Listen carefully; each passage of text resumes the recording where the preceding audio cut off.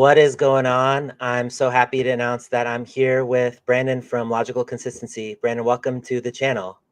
Hello, thank you. Thank you for having me. This is cool.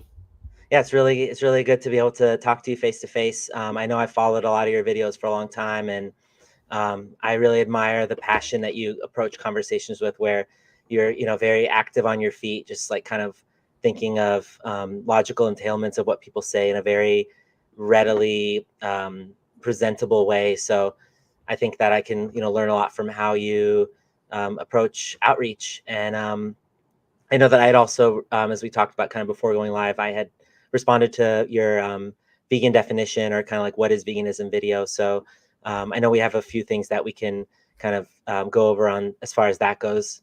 But I guess as far as we're both concerned, there's a few things that are major givens. Hey Martin, I see you there. Welcome to this stream. So Brandon, I think that as far as like things like um, welfareism go, or things like definitions of veganism that entail like suffering, would you say that that's something that we um, shouldn't define veganism as? Like, I know suffering is, I guess, a tangential issue, but do you think that it's best to keep it out of the definition of veganism when we explain Yeah, it? yeah. I mean, because it's very limiting. I don't think the issue that we have with what's going on with animals isn't really the suffering. I mean, it can make it worse. So I would say that, like, if you have two scenarios, one where animals are being exploited and they're being tortured in the process, and one where they're being exploited and they're not being tortured, I'd say the not being tortured is better, but it still isn't vegan. So yeah, I would say the suffering it's not really necessary to put in there. I agree. I was watching this. Something I wanted to bring up to you was this video that Roger Yates came out with recently. I don't know if you're familiar with Mm-mm. his channel. I think I think is involved in something called like Vegan Information Project or Vegan Education Project or something like that. And he talked about this idea of claims making, and how every movement makes claims, and they get basically known for the claims that they make. And if they don't make claims, it kind of weakens the movement, and they end up kind of falling apart because there's no like cohesive message. And I'm wondering, I guess, with veganism, what would you say is our claim that we're making? Like, when we tell someone we're vegan, what can they know that we believe? What should they know? Yeah, well, I was gonna say, when it comes to claims, like, there's different kinds of claims. So if we're talking about, like, claims that require, like, evidence to prove, I think in the vegan movement there's a lot of people. It's always been this way, and it's not just the vegan movement. There's pretty much every single, whether it's every single, like, community that advocates for something or anything. There's a lot of claims that are made without proper evidence to support them. I think that's a problem. I think we need to stop doing that. I think I would rather us not make any claims in that scenario versus make a claim and not be able to provide sources to support them. But in terms of, like, what our core message should be, I mean, I think that our focus should be on animal rights. So it should be on rejecting the exploitation of animals and extending rights to other animals beyond just the human species. Yeah, I want to say hey to Gray Sky Vegan. Glad to have you here. So I guess with the issue of rights, where I get caught up is I'm kind of like a moral non-realist or anti-realist, maybe, in that I don't necessarily recognize rights as existing. And Yeah, they don't. Like, we create them. Yeah, yeah, so I guess this is what I was a little confused on in your reaction, because you kind of mentioned two opposing things, if I remember right. correctly. No, I did. And I even said it at the time. I was like, I know this seems like a contradiction. I need to hash this out more. Yeah, like, you mentioned that you think that sentient beings have inherent value, and then you also mentioned that rights aren't something that you can hold, like, they aren't real.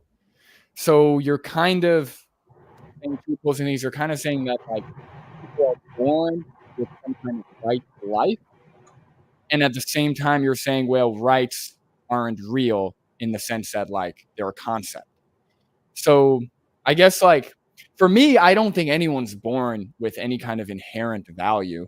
I mean, I think that sentient beings are valuable because they have a subjective experience, because they can feel the impact of the actions and the world around them. But I think that rights it's a concept that humans have created for the better to protect other humans. And I think that, um, yeah, they have to be granted, you know?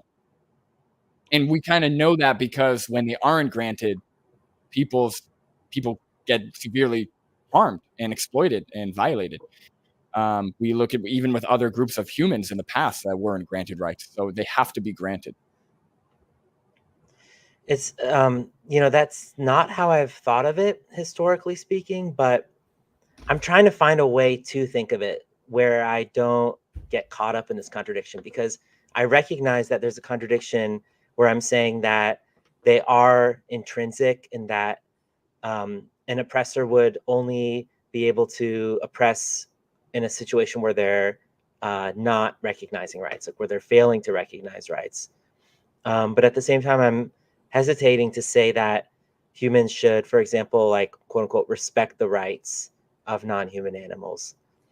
And I'm trying to find a way out of this, because it's I recognize that it's tripping me up when I do outreach. I'd Yeah, like to well, be able to say that. I'm sorry. I just want no, go to, ahead. if I wasn't totally clear on that, like I'd like to be able to say to people, you should respect the rights of these animals, and make it very, full stop. Like they have rights. Well, they But don't yeah, have rights currently. That's the thing. So like I think the confusion is when you hear vegans or when were like when we're arguing about like rights violations or animal rights, we're talking about the rights that they should have based on their capacity for sentience, right? Just based on them being an individual in the world. So right now, animals, especially the animals we exploit, don't really have rights.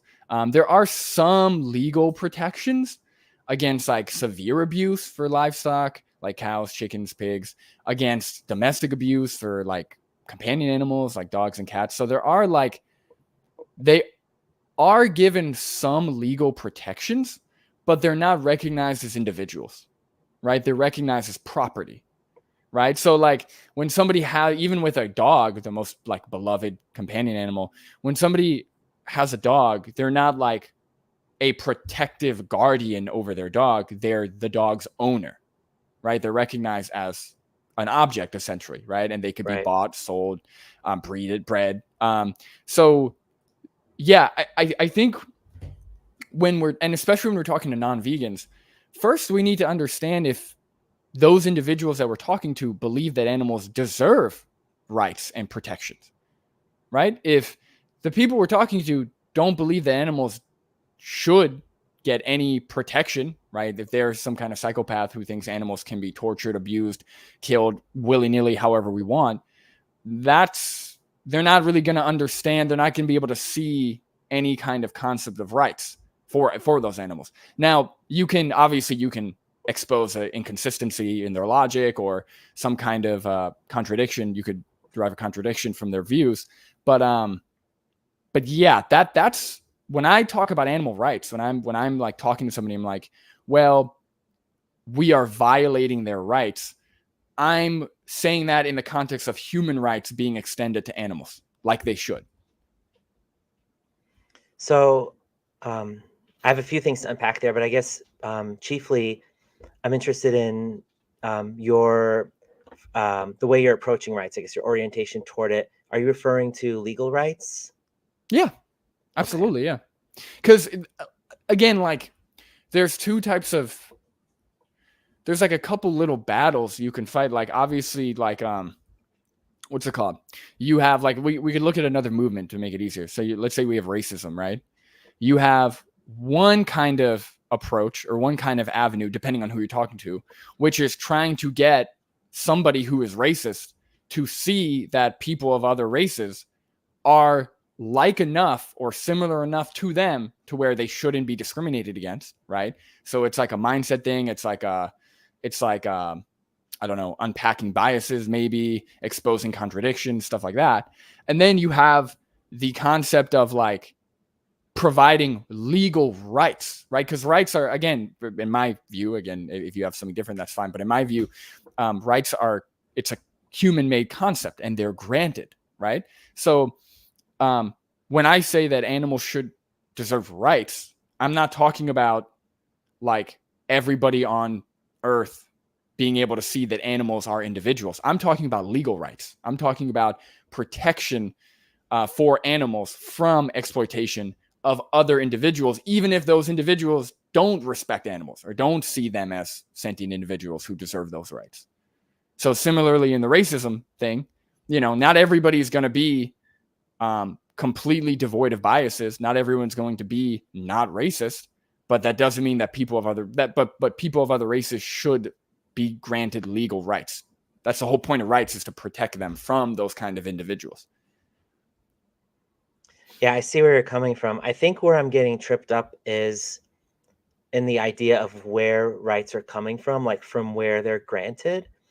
Like when talking to someone, when you say that, you know, we have rights, for example, like if you just made that kind of claim, I guess, you know, your interlocutor could think that it's coming from their God, it's coming from their government, and at the same time, you're doing your best to not condescend upon them in any way in terms of like telling them like, you know, we have rights, we have the same rights. And that's, I think, where I get confused as far as like the origin and destination of those rights in terms of, because like the all that really matters when you talk about sharing rights, you know, someone has rights, you have rights, is how those can be enforced. But the idea of rights, and I guess the pervasive idea that I've held for a long time, admittedly in contradiction of sorts, is that they're intrinsic and that they're only recognized. And a way that I think of that, like, you know, you brought up racism, like, you know, in the United States when there was the slave trade happening, the human slave trade, I don't think that the people who were subject to enslavement lacked rights before the, you know, abolition of human slavery. I think that those I rights think were you're not using, recognized. well, I think you're using the term like rights and moral value interchangeably, and I don't think they're the same. I think maybe that's where you're getting hung up on, because for me, rights are a legal thing. It's like a legal or like societally recognized concept, right, that we put in place to protect individuals. But moral value, I think, you know, people can argue from different places, but the best argument I've heard, which is why I'm vegan, is that moral value comes from sentience, right? Or you have more value due to your capacity to have a subjective experience, right? That's why, you know, all sentient animals or all sentient beings should deserve, all sentient beings have moral value, and non-sentient beings like rocks or plants don't, right? So like when I'm arguing with, or when I'm having conversation with a non-vegan, I'm not talking to them in terms of rights. The only time I bring up rights is when we are talking about it in a legal sense, or if they ask me, well, what's the goal? What's the end goal of this? You know, but I'm usually referring to everything in terms of moral value, in terms of it's always in the frame of like moral value. Is it moral? Is it, you know, do you think individuals, you know, do you think animals have moral value because of their ability to feel pain, have a subjective experience, stuff like that?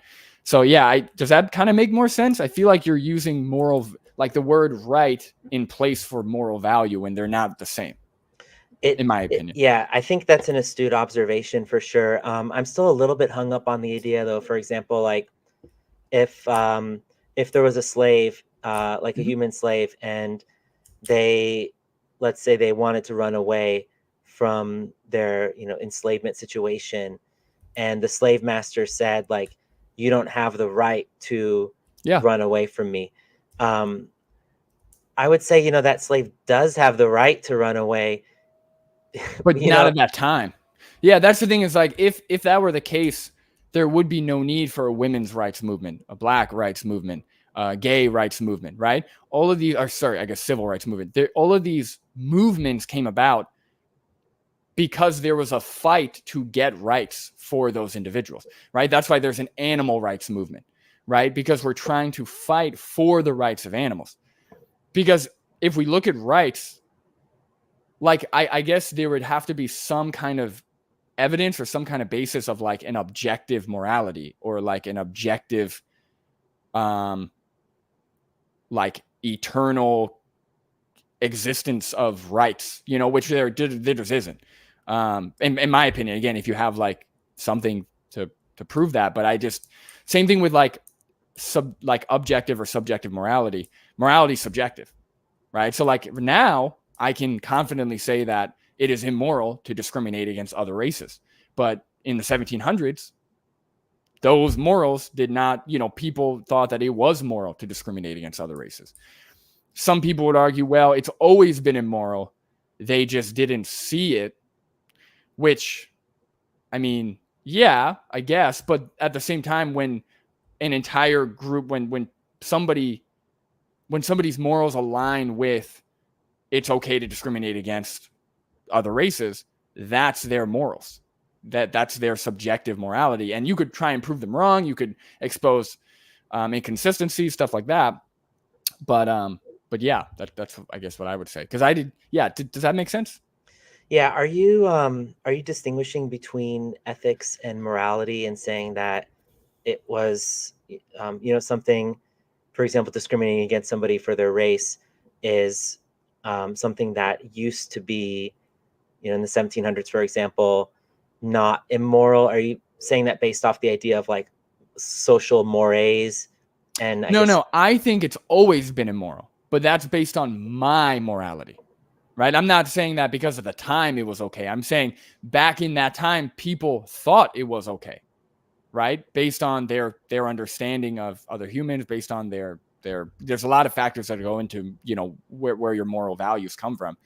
But morality is still subjective, right? So like, that's why we can also see it evolve and change over time.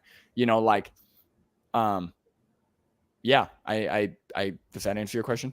Mostly, I think, what I would ask you then is, would you think that it was moral at the time, but not ethical at the time?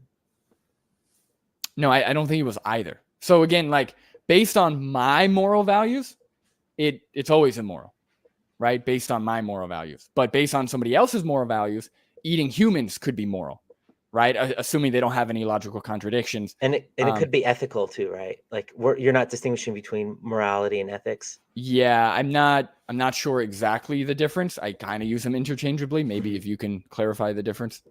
Yeah, I would just say that maybe morality, I mean, there is a significant amount of overlap, but I'd say morality maybe just pertains more to what's like, social mores. Like, in the 1700s, let's say, it wasn't viewed as immoral. And maybe someone at the time can say that, this society doesn't view this as immoral. I'm not sure. I just think of ethics as more kind of like a cut and dry, scientific endeavor, whereas I think morality has more to do with the prevailing attitudes at the time. Um, I'm not sure if it's a Yeah, I'm very not sure. meaningful distinction. No, yeah, I'm just not sure. I haven't thought about it that much. I'd have to think about it. But yeah, I mean, like, so you're familiar with Name the Trade, correct? Yeah, of course. Yeah. So, there is a way to like pass Name the Trade, right? So, Name the Trade is a test for logical consistency. So, most people, right, who are like sane and moral individuals, right? Because the reason why more people aren't vegan are just because of personal biases, right? It's not because their values don't align with veganism. It's not because they shouldn't be vegan. It's because they have biases, right? They want to keep eating their steak. They want to keep things going the way it is. They are comfortable. So NTT exposes your biases and exposes logical contradictions. But if somebody is logically consistent, assuming they're being honest, then their position is valid, like it's logically consistent. It just is a difference of opinion. It's just a difference in values. So like if somebody gets to a point where they through NTT and says, yeah, any human that is has the mental capacity of a cow is fine to be slaughtered and bred and whatever. I would hope most other people would view that as insane. But if that person is genuine and that's their views, that's just a big difference of opinion, unfortunately, because that's, again, I can argue all day why I think that's wrong. But hopefully, like when it comes to these moral questions, the better position, right? When it comes to debate, when it comes to argumentation, the better position should prevail, right? The one that makes the most sense, the one that has the most evidence, the one that makes a stronger argument. So that's why over time, the more moral position, in my opinion, has kind of, stepped up and up and up, right? Yeah, the difficulty with name the trait, oftentimes I find, is that at the end, when we do reach that reductio and they bite the bullet, so to speak, all we can really do is either kind of shame the person for that belief, and kind of do so in light of the prevailing public attitude. Yeah, I find name the trait doesn't work unless you're talking to somebody intelligent. So if you're talking to somebody who has an interest in morality, who has an interest in being a better person, name the trait works great. Worked on me. That's essentially what made me vegan. Wow. On top of, Gary Yourofsky and all the other facts. But for somebody who doesn't understand hypotheticals or doesn't understand, has never thought about morality or has never thought about their values, they're going to go, okay, so what? I'd kill a bunch of Schumann. What is it? Schumans? Schmoomans. Right. It's like, all right, so what? I kill them. Yeah, let's throw a tournament sandwiches. So what? Okay, have a good day. So like for people who and I when I went on the street, when I started doing activism, I brand named the trait almost exclusively. And that was going to be my goal was going to be debunk all their points, point at a contradiction, and people would go vegan. The problem is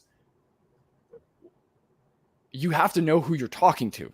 And you really, like, in my opinion, you really have to like dumb it down. Like these people have never thought about the impact of their actions on others. They barely think about it on other humans besides the basic, like, don't kill, don't, stab, don't abuse, whatever. Keep your hands and feet to yourself. Yeah. Right. And some people are even bad at that. Yeah. So like, this is what I'm talking about is like, we really gotta like, I think we forget if we look at statistics, a lot of people have trouble understanding even the concept of human rights or moral value.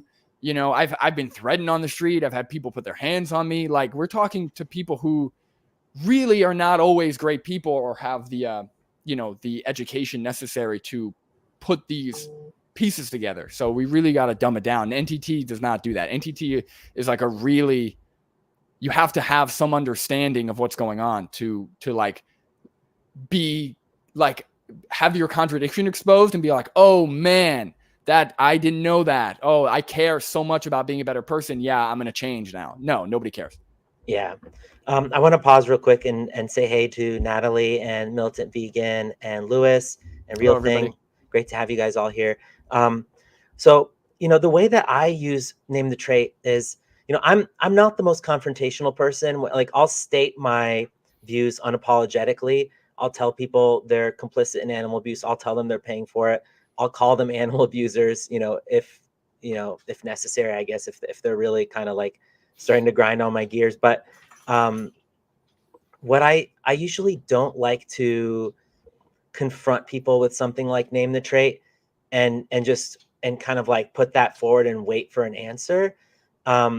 usually because of, I guess, what I mentioned about like the appeal to what's popular, etc., kind of at the end of it. Hi, Vera. Got a little dog visitor here.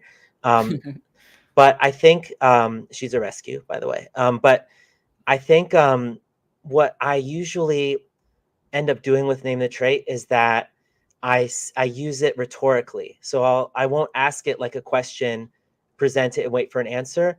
I'll kind of like explain what it is, just so people understand that there's kind of a huge history, if you will, to this question of like, what's this difference? And I usually talk about it in the context of speciesism.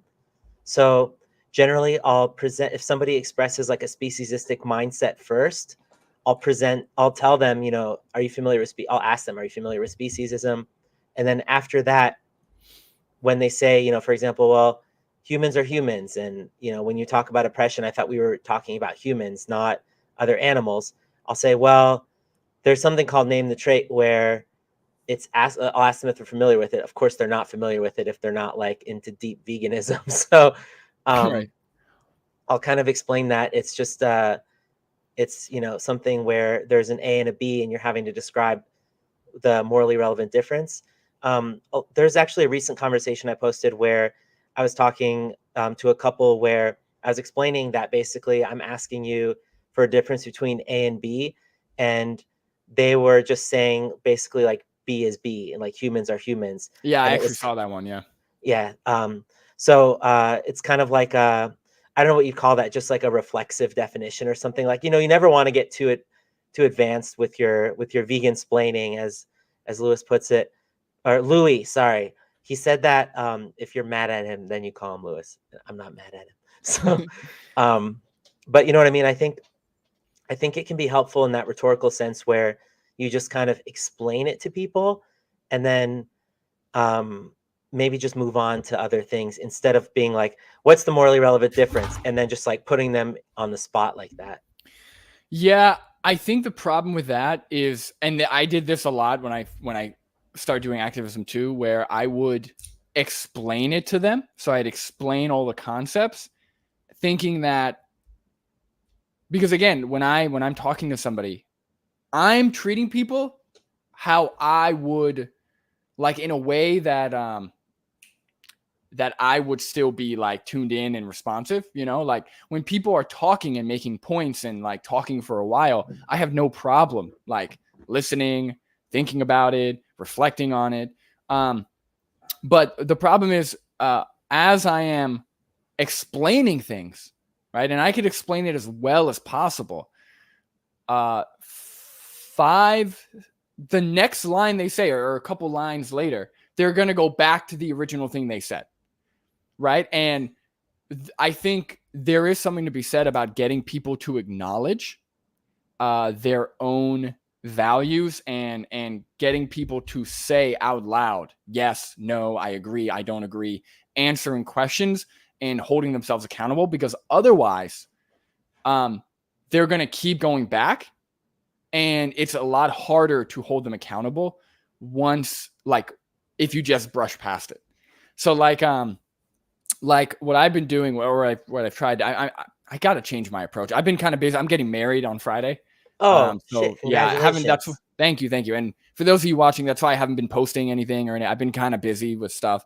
So I'm gonna pick up the activism probably a little bit after the wedding. But but what I tried to do was like a reverse NTT, which is I get them to acknowledge their values for humans before we even bring up animals. I create a parallel between humans and animals, which is sentience. And then I get them to tell me what's stopping them from extending their values that they already shared they have to other animals. And that works. It's just the reason why I need to change it up is because it's too long. I'm finding that people are, by the time we're done with it, they're either over it or they still don't really care. So I'm finding it's a little too long. I'm trying to like find a more concise way to do it, but like people need to acknowledge their values, because then they could just pull anything out of their ass. Like they could say, "Oh no, I never said I'm against it." But if you get them to first, then they can't go back on that. You know what I mean? Yeah, and I think on a similar vein, it can be really helpful to get people to repeat, to repeat what they said, or if you repeat what you heard them say, then they acknowledge it and they then kind of like either confirm that or walk back on it. Hmm. A lot of times, I think that outreachers, myself included, at times we kind of reactively say, well, so then you think this or something. We immediately jump to the logical entailment Hmm. without getting the person to confirm, what it is exactly that they believe, so that they hear it come out of their own mouth. And 2 seconds later, like you're saying, then it's like they've committed to that. Yeah, the hardest thing I had to learn how to do was to like debunk somebody by asking them questions.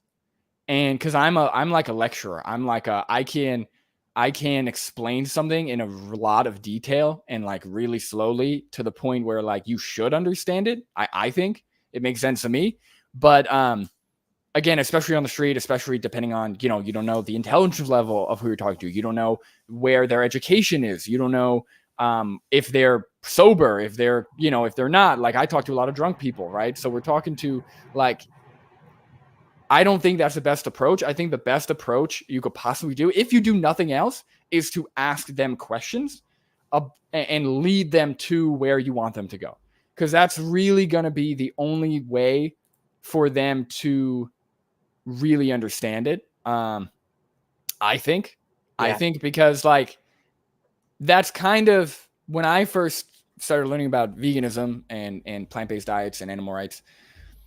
I didn't have somebody lecturing me. I did watch a lot of videos, which I guess could be considered lectures, but it was mostly debates and it was a lot of questions, right? It was a lot of me questioning myself based on the information. It was a lot of questions being asked in the debates. And I had to come to that conclusion, right? If somebody told me to do it, I don't know if I would have done it, or maybe I would have done it, but it would have taken longer. I don't know. So I find asking questions, and I have to, like, something I have to work on. It's very hard for me. Like I'll go to debunk, like I'll go to tell them, well, that's wrong, right? But then I'll like stop myself and I'll go, well, don't you think that's kind of messed up? Or don't you think that's wrong? And them saying, yes, that's like everything, because then you can kind of move on from there with like, you're both on the same page. Yeah, and I mean, it's not just the asking of the questions that's the difficult part. It's the waiting for the answer and letting them finish. Like that's one of the harder parts. It's Yeah. it's difficult to sometimes hear things that you just want to immediately kind of like instinctively react to.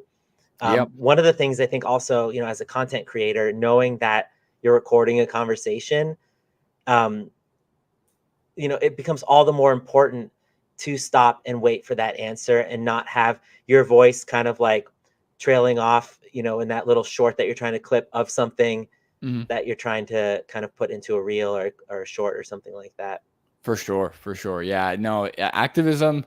I mean, what, um, good activism in a video will be good activism off a video. Now, sometimes, the person you're talking to, like, I wish I had all boring interactions where people were like, oh yeah, interesting, or wow, I didn't know this. Thank you. I wish I just got that every day. Right. But the interactions I get are combative and aggressive, and they are pulling out every excuse in the book, which is interesting to people, or like, especially vegans.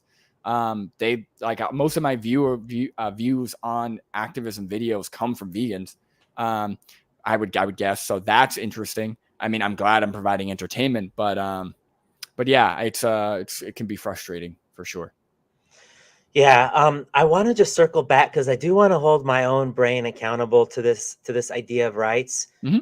and kind of just establish an MO going forward, a modus operandus about what to say when it comes to rights. And I think, like I said, I just get caught up in this idea of, like, I guess let's just take the non-human animal part out of the equation for a sec. Like I don't know if I necessarily even believe that humans have rights.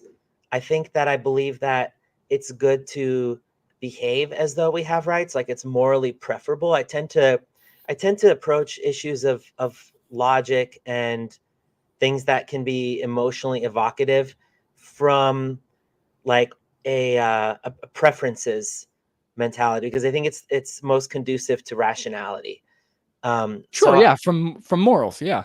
I would say well, morals and preferences are interchangeable. I never thought about that, but I mean, in any case, I'll have to definitely meditate on that. But I think like just the idea that it's preferable to treat humans a certain way suffices for a conception of rights, and that conception of rights can exist in a non-realist framework, if that makes sense.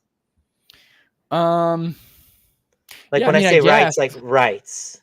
Yeah, but I mean, rights do exist. Like, I don't know, like if we're talking about legal rights, like Sure, usually legal rights, like they're expanded and created based on like a consensus of morality, that's right? So true. like Yeah, once there's enough people on the same page, there's usually laws put in place that expand rights, right? So like once enough people are on the same page, gay people had the right to get married, right? Once there was enough people on the same page, women had the right or got the right to vote.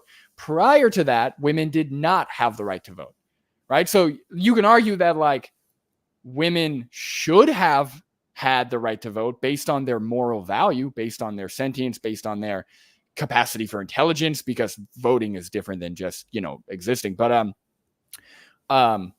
prior to them being granted that right, they did not have that right.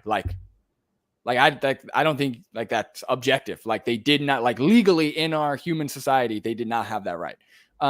But morally, subjectively, I think they should have. Other people back then didn't think they should have. And if we were to argue, I would probably win. I'd expose a contradiction or something. And that would be the end of it.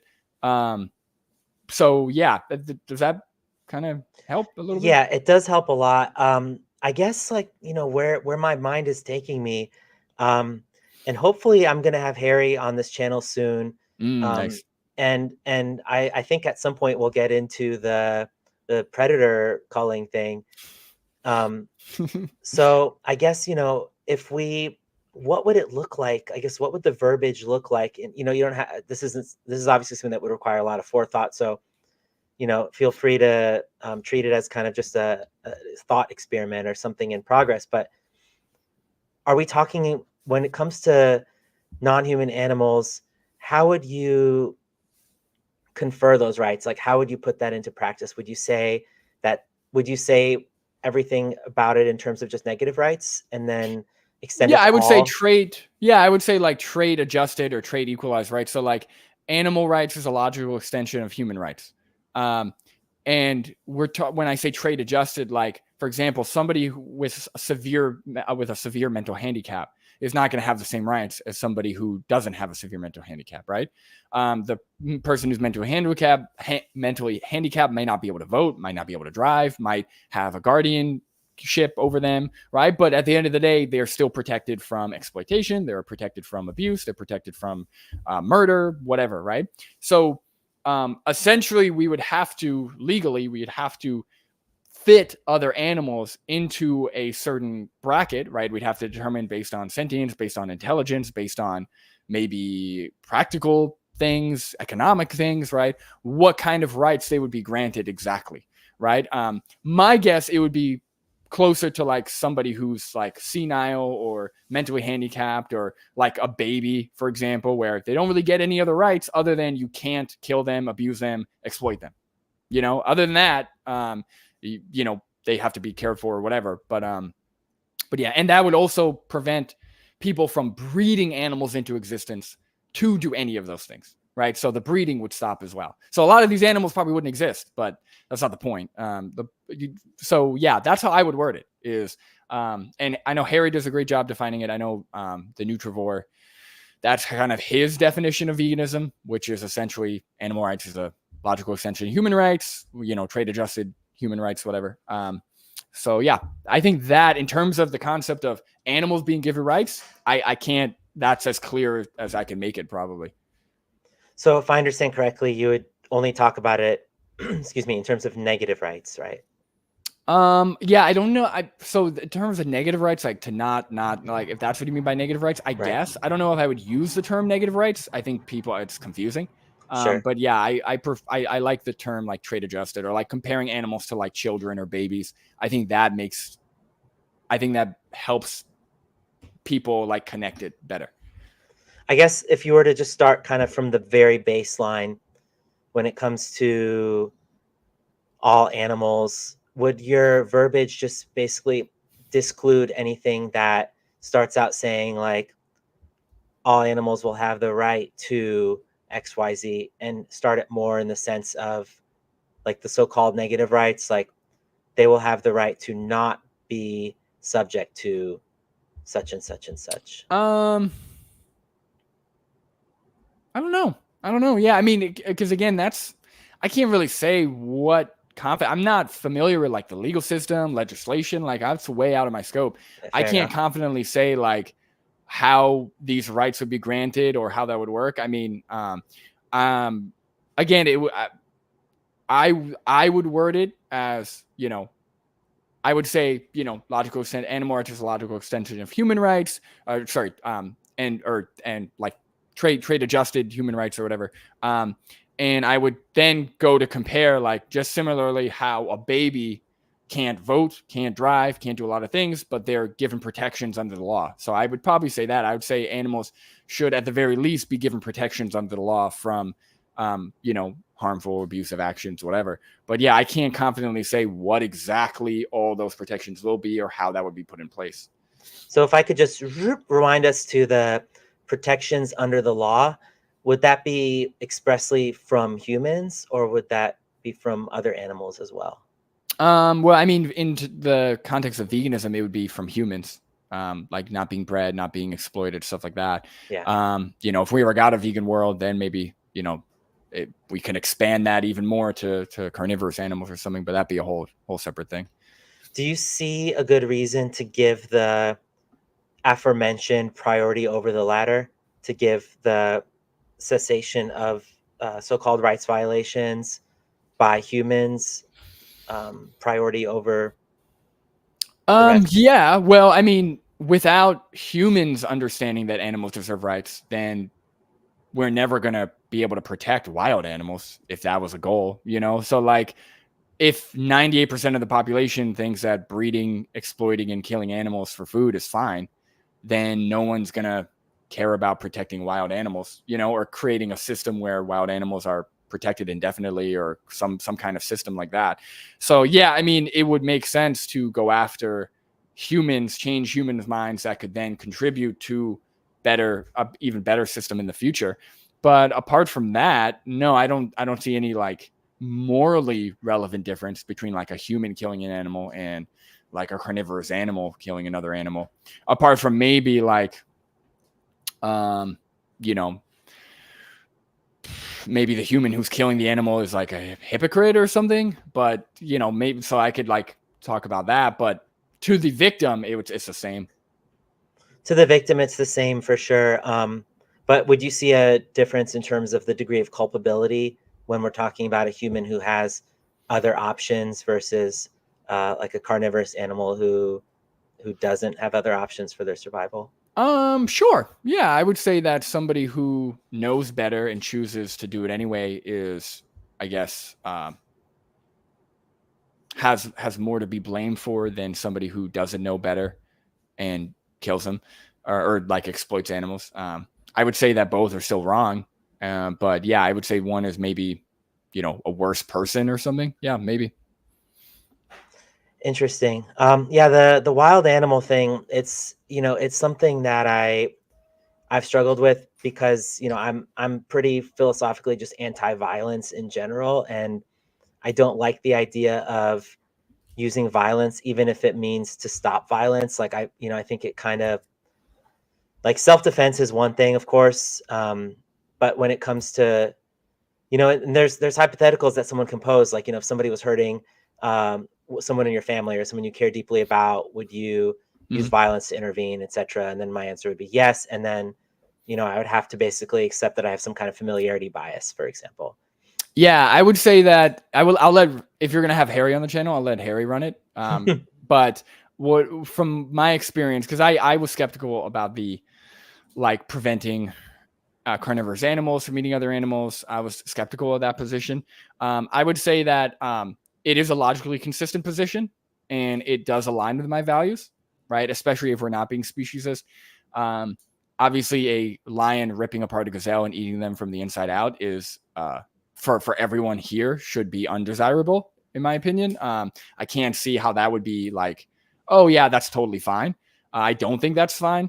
Now, I don't know about like taking up arms and just shooting all the lions, but I don't think that's the position. So like most of and I think this is what a lot of people miss when it comes to having this conversation. The people that are opposing of it, it feels like they're almost panicking, or like they're freaking out that either A, the vegan message is getting muddied, or B, there's going to be a bunch of vegans going out shooting wild animals. That's not really the position.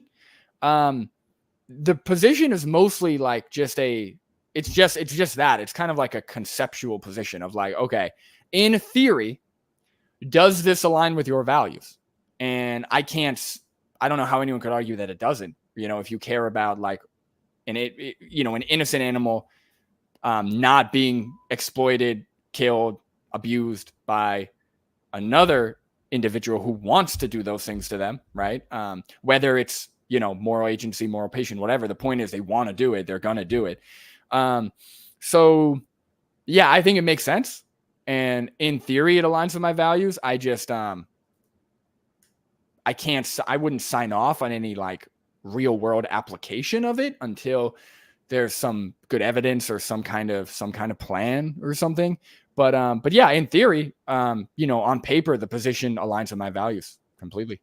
Yeah, I mean, I just think, on paper, it could also align with values of preventing suffering to adopt like a total ethilistic kind of position. But it doesn't seem preferable to me. Sorry, go ahead. Oh no, I was just making sure that we were on the same page in terms of what I was referring to.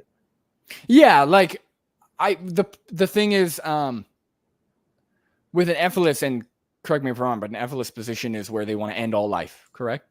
Right. But the thing is, in the carnivorous animal, we still want to protect innocent animals, right? Innocent herbivores. It would just be doing something about carnivorous animals that have killed and are going to kill forever until they die, right? They're going to breed, reproduce. They're going to breed, kill for eternity, essentially. Which, again, like, I think, again, on paper, it aligns with my values. I think that there's a lot of other there's a lot bigger fish to fry right now. And I think our only hope of getting to any kind of like practical solution to that theory or to that position is by turning more people vegan, ending animal exploitation by humans. But yeah, I think that if you see an ethical issue or a moral issue with humans killing animals for food, I don't see how you cannot see a moral issue with other animals killing other, herbivorous animals for food, and it be consistent. It just, anytime that somebody's held that position, it's either Harry or Vegan Games or somebody has extracted a contradiction. So yeah, I mean, I'm open. I don't want. I think lions are pretty to look at. I like the fact that there's a diverse population of animals in the world. But morally, I just can't sign off on lions like being able to exist forever and killing animals. But if somebody in a debate against Harry, against whoever has this position, somebody in debate can have a consistent position and it not be insane. I would love to not sign off on this theory. I just haven't heard it yet.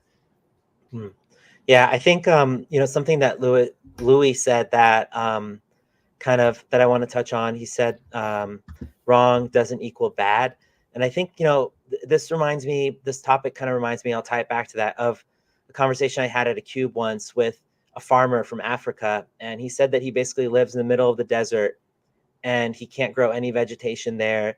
The nearest store is like 200 miles away, and his whole family basically survives off of cows. Yeah. So I wouldn't tell him that what he's doing is wrong, you know, if seeing as how I was convinced that what he was doing was entirely necessary for his survival. I think this is where we might differ.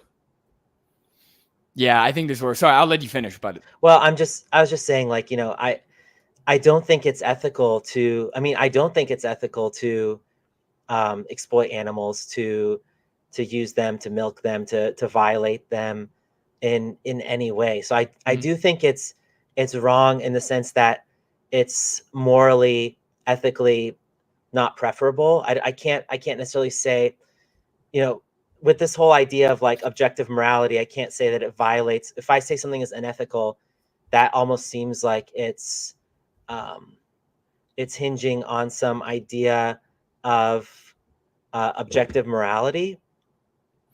sure. Well, so let me ask. Can I ask you a couple questions? Yeah, of course. All right. So, based on your values, me coming up and killing you, that would be immoral, correct? If I wasn't attacking you or something, yeah. In the context that we're in now, you're innocent. I just come up, not necessity. I want to eat you, so I just come up, kill you to eat you. Is that moral? I would say it's immoral. Immoral. Okay. So let's say you and I are on a desert island. There's no other food, and I come up and I kill you. Does that make that action any less moral? Or sorry, any more moral? Knowing that you're sentient and that you have a will to live? It makes it more understandable. I don't know about morality. So so here's my position, right? So if we're talking about in the context of like an African farmer, my judgment is going to be different, right? So like if we're talking about somebody who is literally in the middle of nowhere, has less access to resources, has maybe less education about the subject, and is literally just doing all that they know, that they can do in that. I'm not going to have the same judgment, right? I'm not going to be like, oh, you're an animal abuser. But I'm assuming you have this conversation in America, right? So once they do know and they're in a position that they don't have to do that anymore, then they're culpable. Then the judgment is going to be different. Then it's going to be a harsher judgment. But I would say in both scenarios, the action itself is still wrong. Like my morality doesn't hinge on whether something is like necessary, because it's not necessary. Like I don't have to, like if my options are either exploit an animal or I die, I have a second option. I might choose to exploit the animal because I don't want to die. I might do something against my values. I might do something immoral to survive, which, like I said, I maybe it's more understandable, but it's still immoral. I still have to live with that action. Mm-hmm. Yeah, I mean, I think we're on the same page as far as being able to, or being forced, I guess, to do things that contradict your own moral system out of necessity. Yeah. Yeah. And people do that all the time. Not that they want to, like people steal because they feel like they have to provide for their kids. I'm sure if you ask them genuinely, they probably say that they regret it or they wish, they didn't want to, right? Nobody really steals because they just want to steal, unless you're talking about like a teenage kid who's just being a hooligan. But if we're talking about adults who are living in poverty, people steal because they feel like they have to, right? It doesn't mean the action is any less wrong. It just means that, the judgment might be a little bit different or less harsh or something. But I would say both actions are, in both scenarios are still wrong. So would you say that judgment, I guess, like operates in kind of a sphere that doesn't quite make it to the line of something being unethical or of ethics, I guess, in general? Like you can judge something harshly and still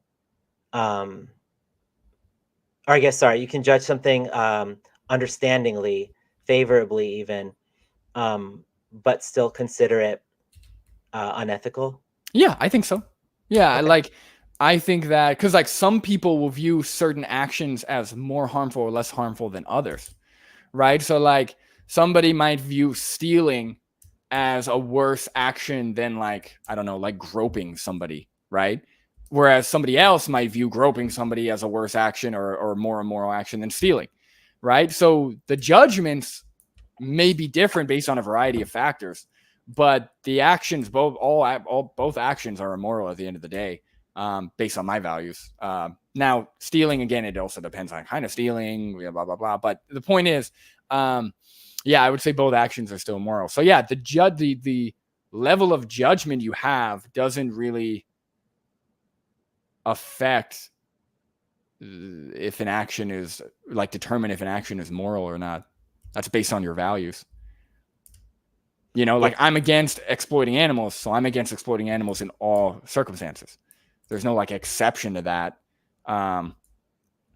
Otherwise, there'd be some kind of contradiction. Yeah. So like, let's say you're, on the couch watching, like, this has come up with my partner and I, where we'll be watching like a documentary or something, and then we'll see some, in like an impoverished society, if you will, or in some circumstance, there might be a family who is stealing milk from a cow, for example. And we both kind of look at each other and we're just like, you know what I mean? Or like, that's not good. You know what I mean? That's like, in that sense, I guess, is that kind of more or less how your response would be? Like you would say like, that's wrong. It's undesirable. Well, my response, like when somebody asks me on the street, like, well, are you going to go to Africa or are you going to go to an indigenous tribe and tell them not to do these things? My response is, well, first off, I'm talking to you, right? Somebody who has access to resources. But secondly, like I would still say the action is wrong, and I would work to try and extend those resources, or I'd advocate for extending those resources to those areas so that way they don't have to do these things. Right. Now, again, I would like, it's kind of hard for me to, especially in the society we live in, for me to say that it's wrong and to stop them from doing it without helping them, right? Without giving them access to resources, or at least like voting to give them access to the same or similar resources so that they can live fully plant-based or fully vegan. But yeah, I would say in both scenarios, the action's wrong. Like if you're watching a nature documentary or some kind of documentary and they're in like a tribe, they're like hanging out with a tribe and the tribesmen are like, they're killing the animals and hanging. Oh, I'll give you a great example. Okay, this is a great example. So in a lot of these tribes with these documentaries, they have a lot of rituals, right?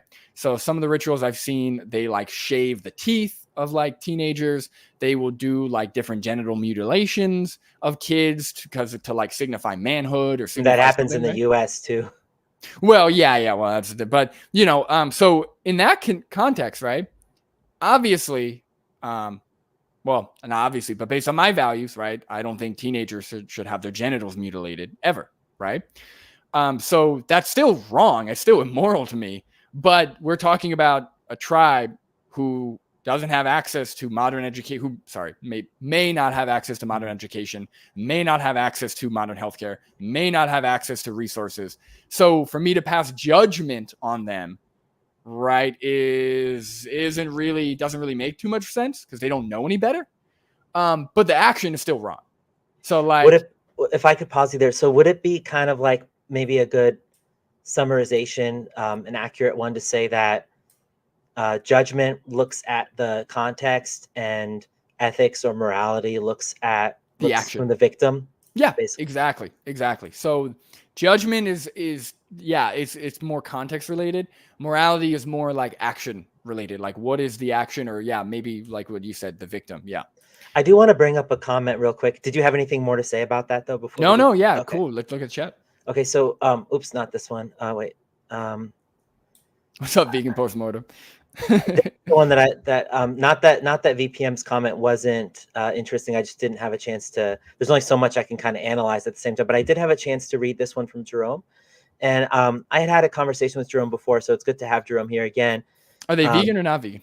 He is, okay. And he says, imagine you had to choose where the cow goes. He later corrected that. A factory farm or a local welfare type farm. Looking at it may help you see the scale of more or less moral. What are your thoughts on that? Well, that's what I said at the beginning. Like a scenario where animals are tortured before being killed versus just being killed. Mhm. Obviously, obviously to me, the one where they're just being killed is better, is like morally preferable than them being tortured. But I would say they're both still morally wrong. So like, let's say there's a line and everything on this side is immoral, everything on that side is moral. Within each side, there's a spectrum, right? So like, there's still like a spectrum, but no matter what side of the spectrum it lands on, there's still a hard line between like moral and immoral, typically for me, unless it's something like really nuanced, or maybe there is like a gray area or something, but for the most part there's just pretty much hard lines. Yeah, maybe something that comes to mind. It's kind of a grim way to put an example of this, but like for example, with FGM, there's there's like three different types of it, I guess. I'm not from what's FGM. I'm not familiar. Female genital mutilation. Okay. So there's three different types. There's one where like less structures are removed, one where more structures are removed, and then one where several structures are removed. Yeah. Would that kind of fit along that spectrum, I guess, in terms of like they're all on the immoral, unethical side, but then it's just like worse and worse and worse? Yeah. Or like, we could look at, right, like, punching someone in the face is wrong. Punching somebody in the face 3 times is worse. And then punching somebody to the point where you break their jaw is the worst, right? They're all wrong. We're assuming the party's innocent. They're all wrong. It's just, punching somebody once is like better, I guess, in the wrongness. So yeah, it's like a spectrum. One thing I'm wondering about with regard to this is your view on the high welfare type farms, where let's say there's like a cow who has been shown nothing but love like their whole life. They've just been coddled. They've been kept in the house. They cuddle with the people at night. Mm-hmm. They're just in like the most ideal scenario you can imagine.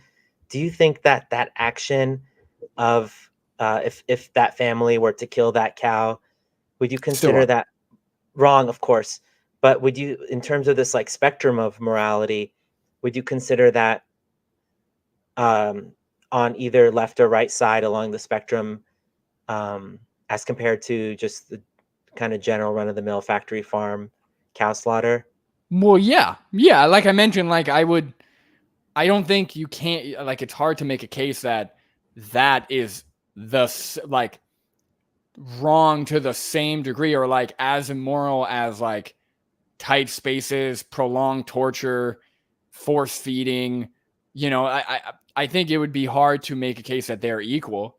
I'm talking about just the action though, just the killing, like the killing of a being. Oh no, the killing is equally wrong. Yeah, the killing. So like whether you're killing somebody in a factory farm or you're killing somebody in their living room watching their favorite show, both actions are equally as immoral. It's just the other action surrounding it, that's what makes the context, maybe on the spectrum. But yeah, the actions are equal.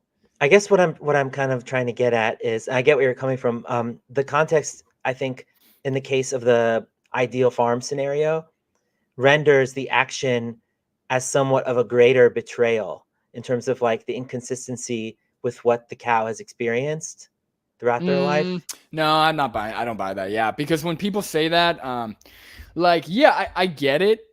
But like, for example, when I put it in the human context, or when I put myself in that position, I would so much rather be the kid that has the best 10 years of my life and then gets killed when I don't see it coming, versus a kid that has the worst possible 5 years of my life and then I get killed seeing other animals get killed in front of me. Like, yeah, it's not even comparable.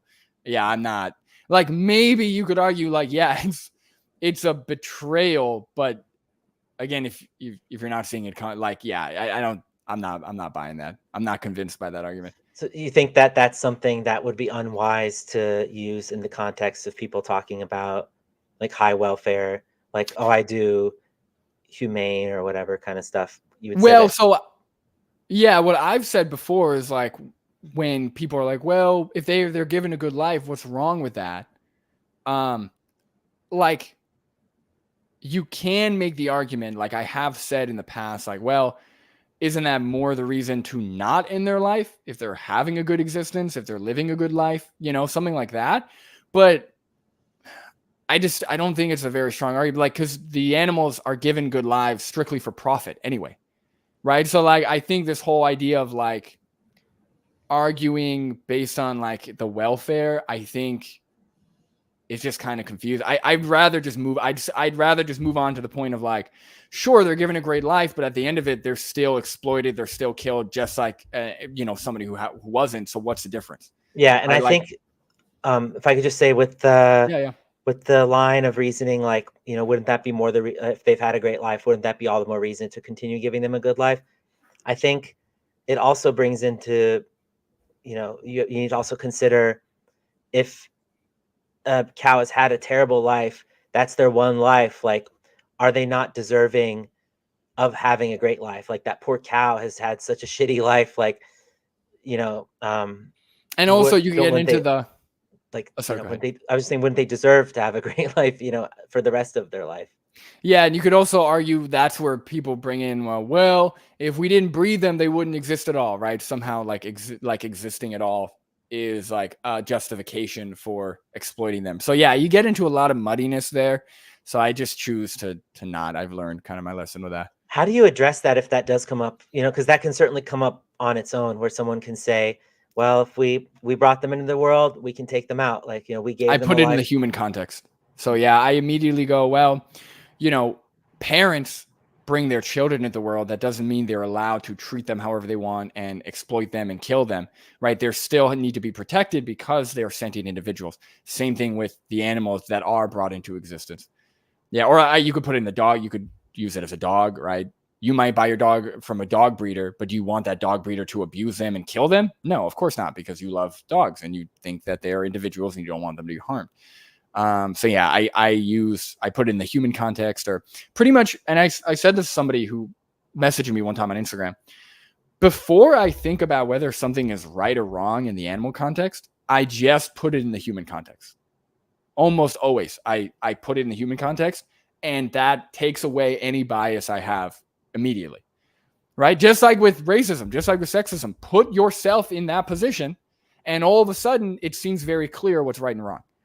Right? The only time where people seem to discriminate or seem to not be able to let go of their biases is when they view others, like when they're not able of putting themselves in another person's position because they think they're like so beyond them or so above them or something, right?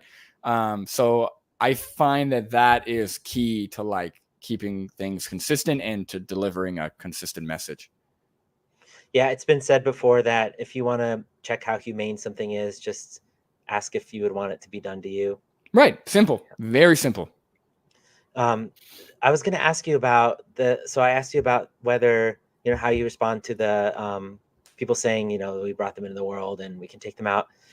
There was one other thing that you had said, I think tangentially, that I wanted to ask about, but it's just not coming to me, but maybe we can circle back to it.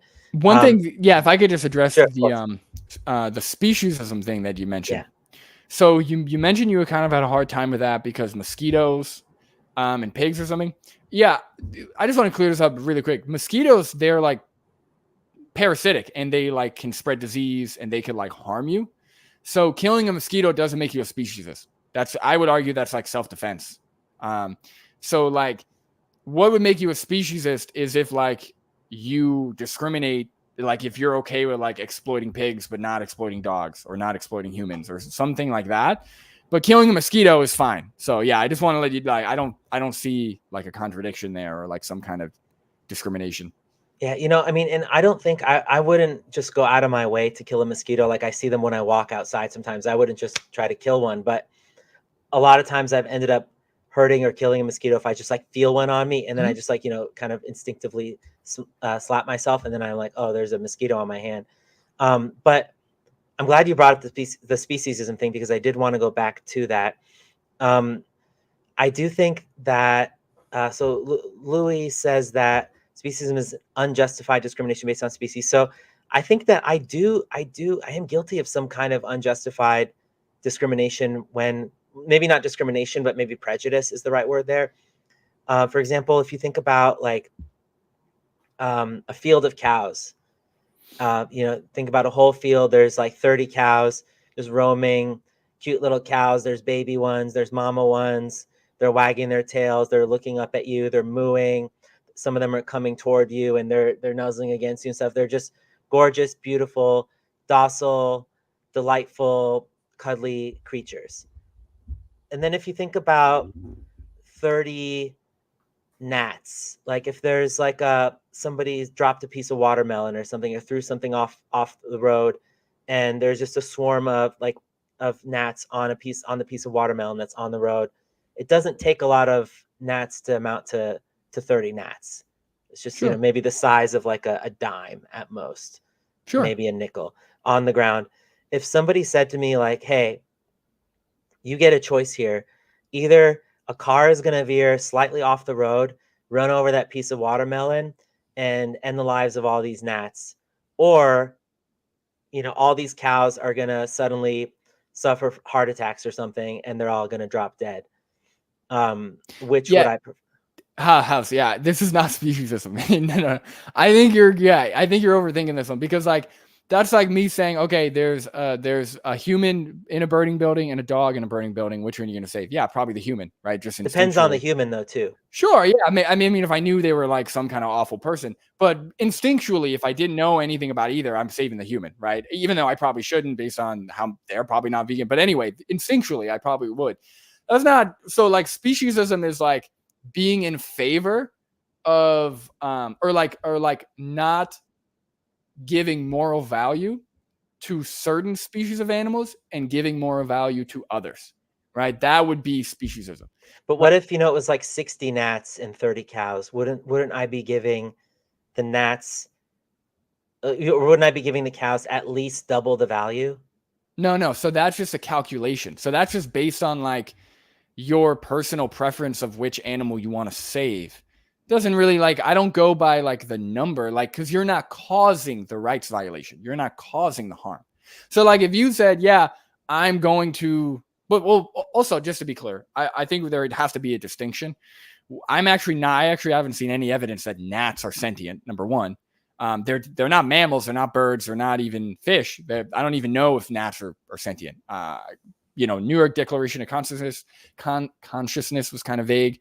I'd have to see evidence that gnats are sentient, considering they're this big. I would find it hard to believe that they are sentient. But if they are, then I just need to see evidence. But assuming they are, let's just grant that gnats are sentient and cows are sentient.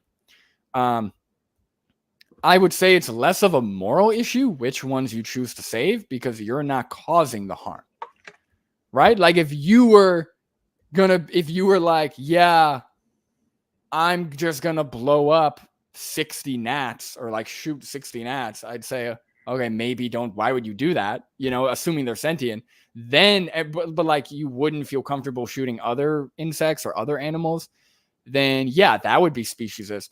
But based on your views, from what I'm hearing, you are against causing harm or, like rights violations, assuming they were given protections under the law, to all animals, correct? Yeah, but I think even if we take out the if we put in a mouse, for example, instead of a gnat, sure, we know that mice are sentient. They've been studied extensively. Yeah, well, mice are mammals. Yeah, I think I'd still save the cow, Sure. The cows. That's fine. So you're saying it's only species, I guess. Well, so if you could only save one, right? So if you could only save one, it doesn't really matter. It's like, okay, so there's a man and then there's a woman in a burning building. Okay, if I save the man, am I sexist? No, I didn't choose to harm a woman and not harm the man. I'm just instinctually choosing to save one. Maybe it's preference. Maybe I prefer to save a bro, someone who could be my friend, more than a woman, or maybe who knows, like whatever goes on in my head before saving them. I don't think that's not really like an extension of your moral values. I think that if you chose the man every time, that would say something about your degree of sexism. I would say like, and in the case of the cows and the mice, I would choose the cows probably every time. Yeah, I think that just comes down to like preference of which person to save. Like, for example, if there's an old lady and a 5-year-old kid, if I choose to save the 5-year-old kid, that I have a preference for like saving young people over old people or vice versa. But I well, don't but I think think you. Oh, sorry. I was gonna say I don't think you could argue that one is more wrong or like one choice is inconsistent with my values. Yeah, I think with the elderly person versus the kiddo, you could maybe say that the kid would have more years of life. That's kind of how and that's I guess what I've always brought it down to when it comes to other species as well. I've gone based off lifespan, like all things else held constant. Like a cow would have maybe Yeah. 25 years versus maybe 6 or 7 for a mouse. I mean, it sounds like you're going at it off of like, and look, this word is way overused, so forgive me, but it sounds like you're kind of going off of it with like a utilitarian calculation of like, okay, well, there's 60 gnats, there's 2 cows, more suffering maybe with the gnats and the cow. I don't think, because you're not in favor of causing these harms. It's like the trolley problem, right? So like somebody sent a death train going towards 5 people or going towards 1 person. You're not causing, no matter what, somebody else is killing these people. So you have the choice to save 1 person or save 5 people. What you choose is going to depend on a lot of factors specific and personal to you, right? Maybe the 5 people are, I don't know, maybe, again, it depends on the context. Like if you don't know anything, if you're blind to the whole situation, it would make sense to save 5 people over 1. But at the same time, you're not culpable. So it Right. really doesn't matter, in my opinion. If I could kind of shift us a little bit to something a little bit tangential. Sure. I don't know if you're familiar with I don't know if you've talked to Carson. He has a channel, Reasonable Vegan. Yeah, I've been on the channel before. Yep. Oh, okay. That's right. I've actually seen part of that now that I think more deeply about it. So something that him and I had talked about was this idea of a menu and like at a vegan restaurant, let's say, and it basically tells you the number of crop deaths in each option that you can buy. So the reason I bring this up is because it does introduce an element of culpability or kind of like informed choice. If let's say we have like a vegan YouTuber meetup and we're all there, you're there, I'm there, and they bring out this menu, would you advocate for people to, and would you yourself choose, assuming that let's say they all contain an equal number of calories and equal macronutrients, so protein, carbs, fats. Would you say that it would be an obligation to choose the one that causes the least number of deaths, even if it, let's say, tastes worse or something? I don't know. I'd have to think about it because I'd have to think about whether or not crop deaths are against my values or if I consider them like immoral or some kind of rights violation. You would have to, though, right? If you think that it is such for a lion to kill a gazelle, for example. No, why? Well, because if you look at it from the victim's perspective, like if you think about a mouse getting ground up or something like that by a so like for example, let's say that lions in the attempt of trying to grab like a pineapple, for example, they killed an animal, right? They didn't mean to kill that animal, right? It's an incidental thing, right? So like, yeah, I mean, I would prefer if they didn't kill that animal. Like it'd be great if they didn't, but if they incidentally kill the animal because they're trying to grab a pineapple and there was no way of preventing that, I don't view that as like they're not exploiting that animal, right? So like when a carnivorous lion rips a gazelle apart from the inside out, they are culpable. Like that, they exploited and brutally murdered that animal. Similarly, when a human breeds an animal into existence and slits their throat they're exploiting them. They are choosing to violate, what should be their rights or kill them.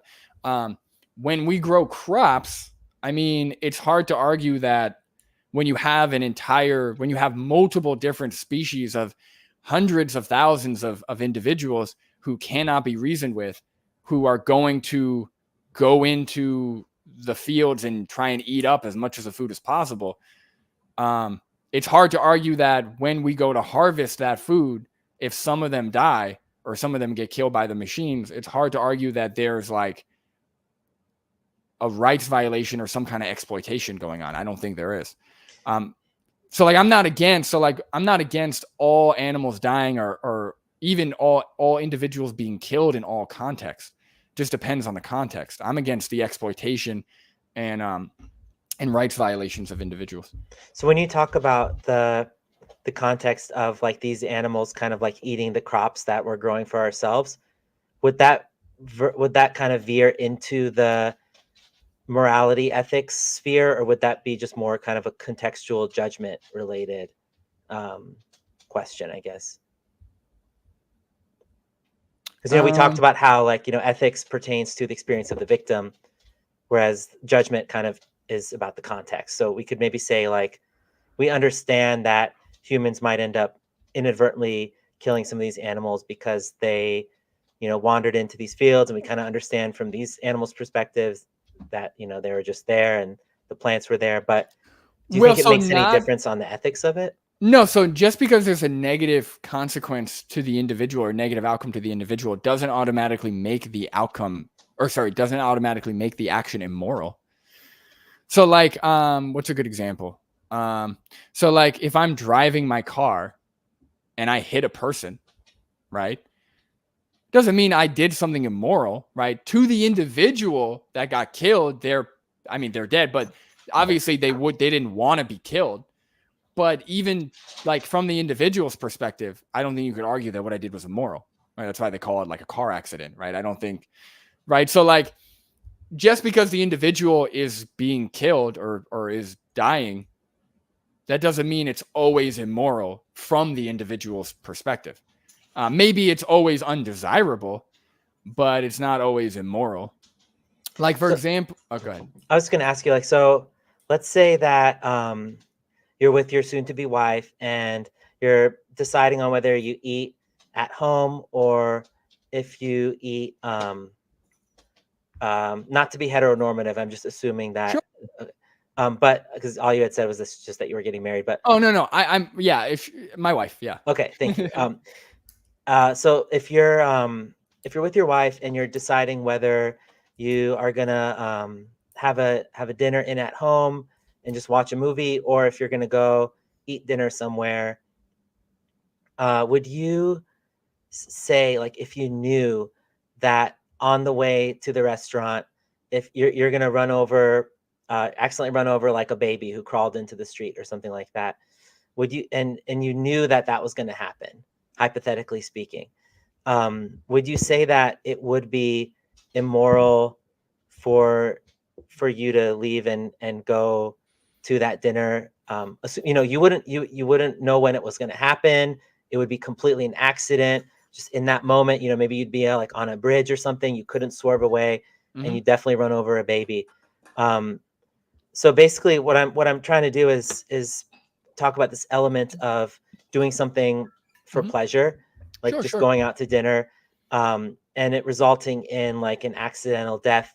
And I'm trying to kind of juxtapose that against the situation of a lion, for example, who they're literally out in a forest and they're eating what they're kind of instinctually born to eat for them to keep living. Otherwise they become a victim of starvation and die. Yeah, but so the accidentally hitting a baby is not a good example. A better example that I was convinced of this position is, okay, let's take a mentally challenged person, right? Okay, so there's a mentally challenged person who's born, who has no concept of morality and is acting completely off of whatever instincts they have, whatever is going on in their brain. And they grab a knife and they go after people and they try and kill them, right? And you can't stop, right? So like the mentally challenged person has no, let's say, control, right? They have no like awareness of what they're doing, what they're doing is wrong. And unless you do something about them, they're going to continue to do it, right? That would be a better example, because we're talking about, we're not talking about, oh, this mentally challenged person existing led to an accidental death or an accidental, right? We're talking about like they've got a knife and they're going around and they're stabbing people, right? And in the human context, yeah, obviously separate them, do something about them, kill them if you have to prevent that person from going around and killing multiple people. We wouldn't just say, oh, well, they don't know any better, so I guess we'll just let them exist. No, of course, that's crazy. Same thing in the lion case. Oh, they don't know any better, so I guess we'll just let them eat this gazelle alive and then eat the gazelle's babies alive and then play with their skin. You know, like, no, that's crazy. Yeah, I mean, I respectfully disagree about the symmetry of that, because I think that with the case of the deranged person with the knife, they're not doing that for their survival. I always want to take into consideration. But why does it, but again, when we're talking about the action, why does whether it's based on survival or not matter when it comes to like the immorality of it? So like if killing somebody, right, if ending their life, we'll call it murder because it's premeditated. If murdering somebody is wrong, or is immoral, whether or not somebody is doing it for survival, whether or not somebody's aware of what they're doing, how does it make it any less immoral or any less undesirable? Sure, again, judgment might be different, right? I'm not going to be like, oh, you shitty lion, you should know better. No, of course not. Same thing with the mentally challenged person. But the question is whether or not we let them keep existing, right? So that the question isn't, oh, how do we shame them publicly and get them to change? No, the question is, okay, this thing exists. Is it preferable? Does it align with our values to allow them to continue existing? And I don't see a good justification or a consistent one that says yes. Now, again, I've already mentioned the wild animal thing. I'm not signing off on any actual real world solutions or implications, but on paper, yeah, it aligns with my values. So that same thing with the mentally challenged person. Even let's say they have to do it for survival. Let's say that for them to survive, they have to consume human flesh, right? And they don't know any better. They got to consume human flesh. Would you just let them exist and kill people? Yeah, I think that would be a hard no. Well, that's a contradiction, right? So if you're saying, okay, lions can exist, even though they don't know any better and they have to do it for survival, but mentally challenged people can't exist, even though they don't know any better and have to do it for survival. Contradiction. Yeah, I mean, and to actually, to revise what I said, I don't think I'd immediately jump to ending their life, but I would want to isolate them. Sure. Well, that's entailed in the position. So whether Harry runs it or Nutrivore or whoever, it's entailed that if there is a way to like prevent this from happening without taking lethal force, that's of course desirable. So if that meant like putting all the lions onto a ship or something, taking them to like Lion Island, and then airdropping them like lab-grown flesh or something like that, or sure, some kind of like fortified food or something. Yeah. Okay. Yeah. I mean, that I'm a lot more comfortable with that idea than just like killing them. So, I think yeah, some nuance is good in this. Well, discussion. that's why I said, like, on paper, I haven't really heard haven't seen any evidence or haven't really heard like a good position of like how to implement, like how to put these values into action.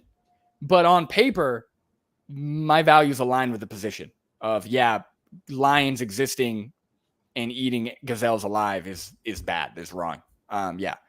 But I would have to see like a lot of good evidence and something that makes sense to actually put into practice, if that makes sense.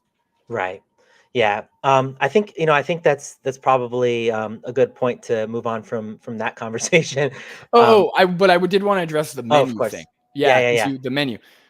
So I wouldn't view it as a moral obligation necessarily, right? Again, it would have to depend on whether or not rights violations, whether or not I view crop deaths as some kind of rights violation or like wrong per my values. I have to think about it, so I'm agnostic on that for now.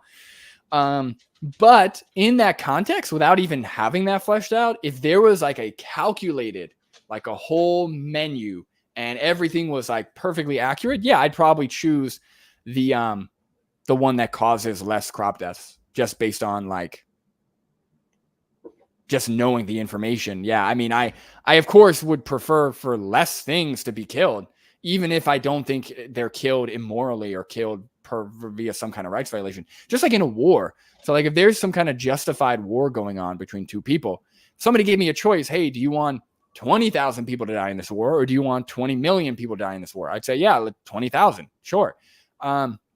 So I probably choose the lesser one, just like how if somebody gave me a whole list of companies that use slave labor, I probably avoid those companies.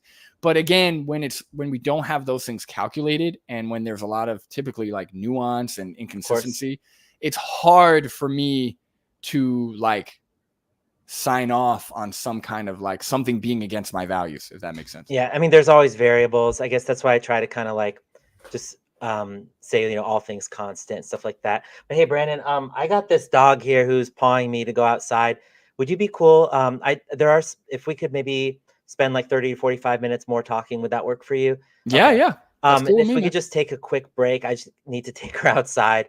Go for it. I'll just put I'm up gonna a banner. try and look at the chat, yeah, too. Okay, do you want, I can either put up like a video and a banner and say we'll be back, or I can just keep it going. Yeah, okay, I'll take a look at the chat right now. Okay, sounds good.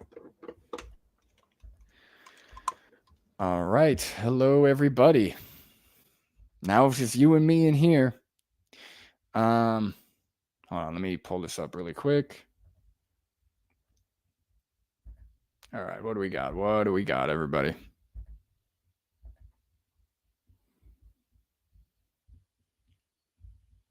What is up, boss? What's up, boss? All right, I see Louis and Vegan Postmortem are getting into it, looks like. Okay.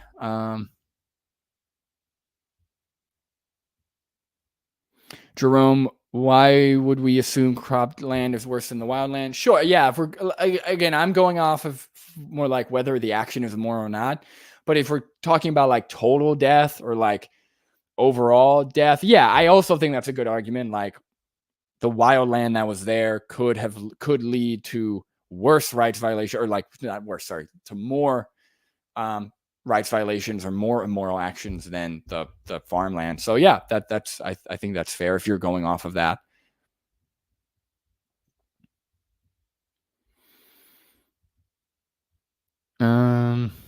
Okay.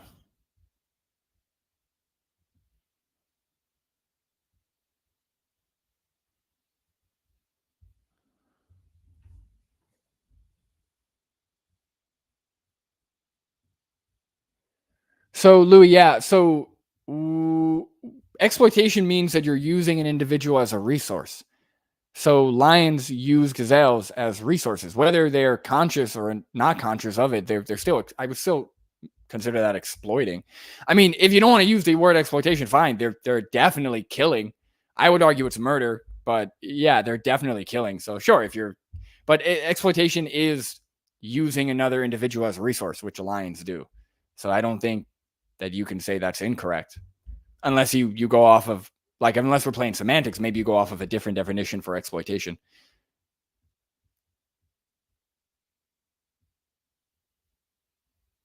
Yeah, the real thing. Driving under the influence is immoral. I agree.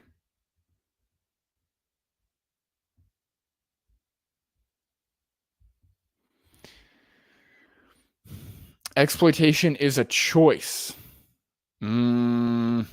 Louis, is that true? Is there anything in the definition of exploitation that requires it to be like a conscious choice? I don't think so. But again, like I've already explained. Again, there are much better people to run this. I'd rather Harry do it. I'm honestly not interested in this whole wild animal suffering thing. Again, I've never seen somebody be consistent but not have the position that isn't crazy with it. I have also almost everybody who doesn't align with the position that lions killing gazelles is wrong and shouldn't happen. They've almost always had a contradiction extracted. So I'm just going off of the debates. Going off of the debates I've seen, I am more convinced that the trying to prevent lions from killing gazelles is trying to prevent lions from killing gazelles goes with my values than not, based on the debates. But please, Louis, if you've got a good argument, debate Harry, debate somebody. If you can make compelling argument, I'll join your side. I'll rethink my position for sure. I'm not like tied to it. I could honestly care less about it for now.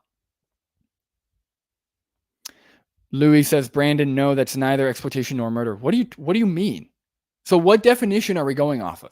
Because murder is premeditated killing, right? Obviously, we take it out of the legal sense.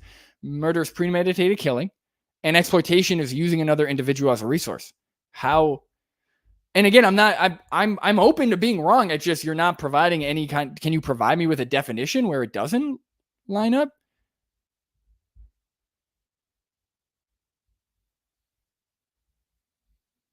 Brandon, no one has ever made a reasonable argument. Well, lions are, I mean, sure, maybe they are like, again, if they are mentally, like, if let's say they have the capacity of like somebody who's really mentally challenged and they don't know what they're doing, but they're still killing, like they're still killing machines. It doesn't matter. Like, again, in the human context with a mentally challenged person, we would immediately be like, okay, something has to be done about this. But for some reason, in a lion context, even though they're both killing machines that are doing this subconsciously, maybe, there's some kind of inconsistency there. So murder is unjustified killing. Yeah, I don't view like needing to survive as a justification to kill, to exploit and kill. And again, you haven't provided, like, can you give me like a dictionary definition or provide me with some, like, I don't know. I don't view murder as unjustified killing, because then a lot of people who aren't vegan may come up with, like, I don't understand what you mean by unjustified killing. Justified by who? Like, there's got to be some kind of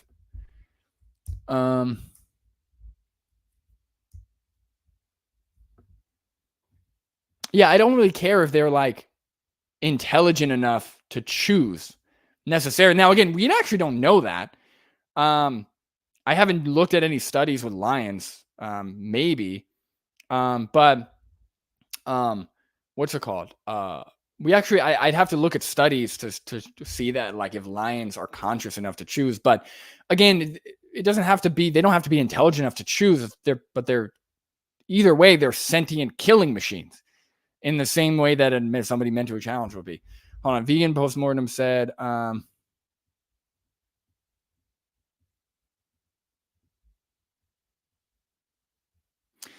Vegan Postmortem says, Brandon, just really need to know, whom are you saving from burning building, me or Patrick? I cannot choose. For the sake of our threesome friendship, that sounds wrong, but for the sake of our three musketeer friendship, I cannot choose. I would either have to find a way to save you both or let you both burn. I can't pick one. I'm sorry. You guys are dying together.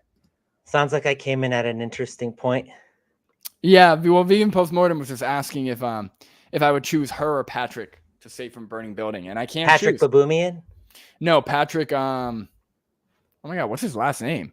It's something foreign. Raisnerak or something. Is he a YouTuber? Yeah. What's his channel name? Oh, Foolproof Mastery. Okay, I've heard of that. Yeah, he does Instagram and YouTube.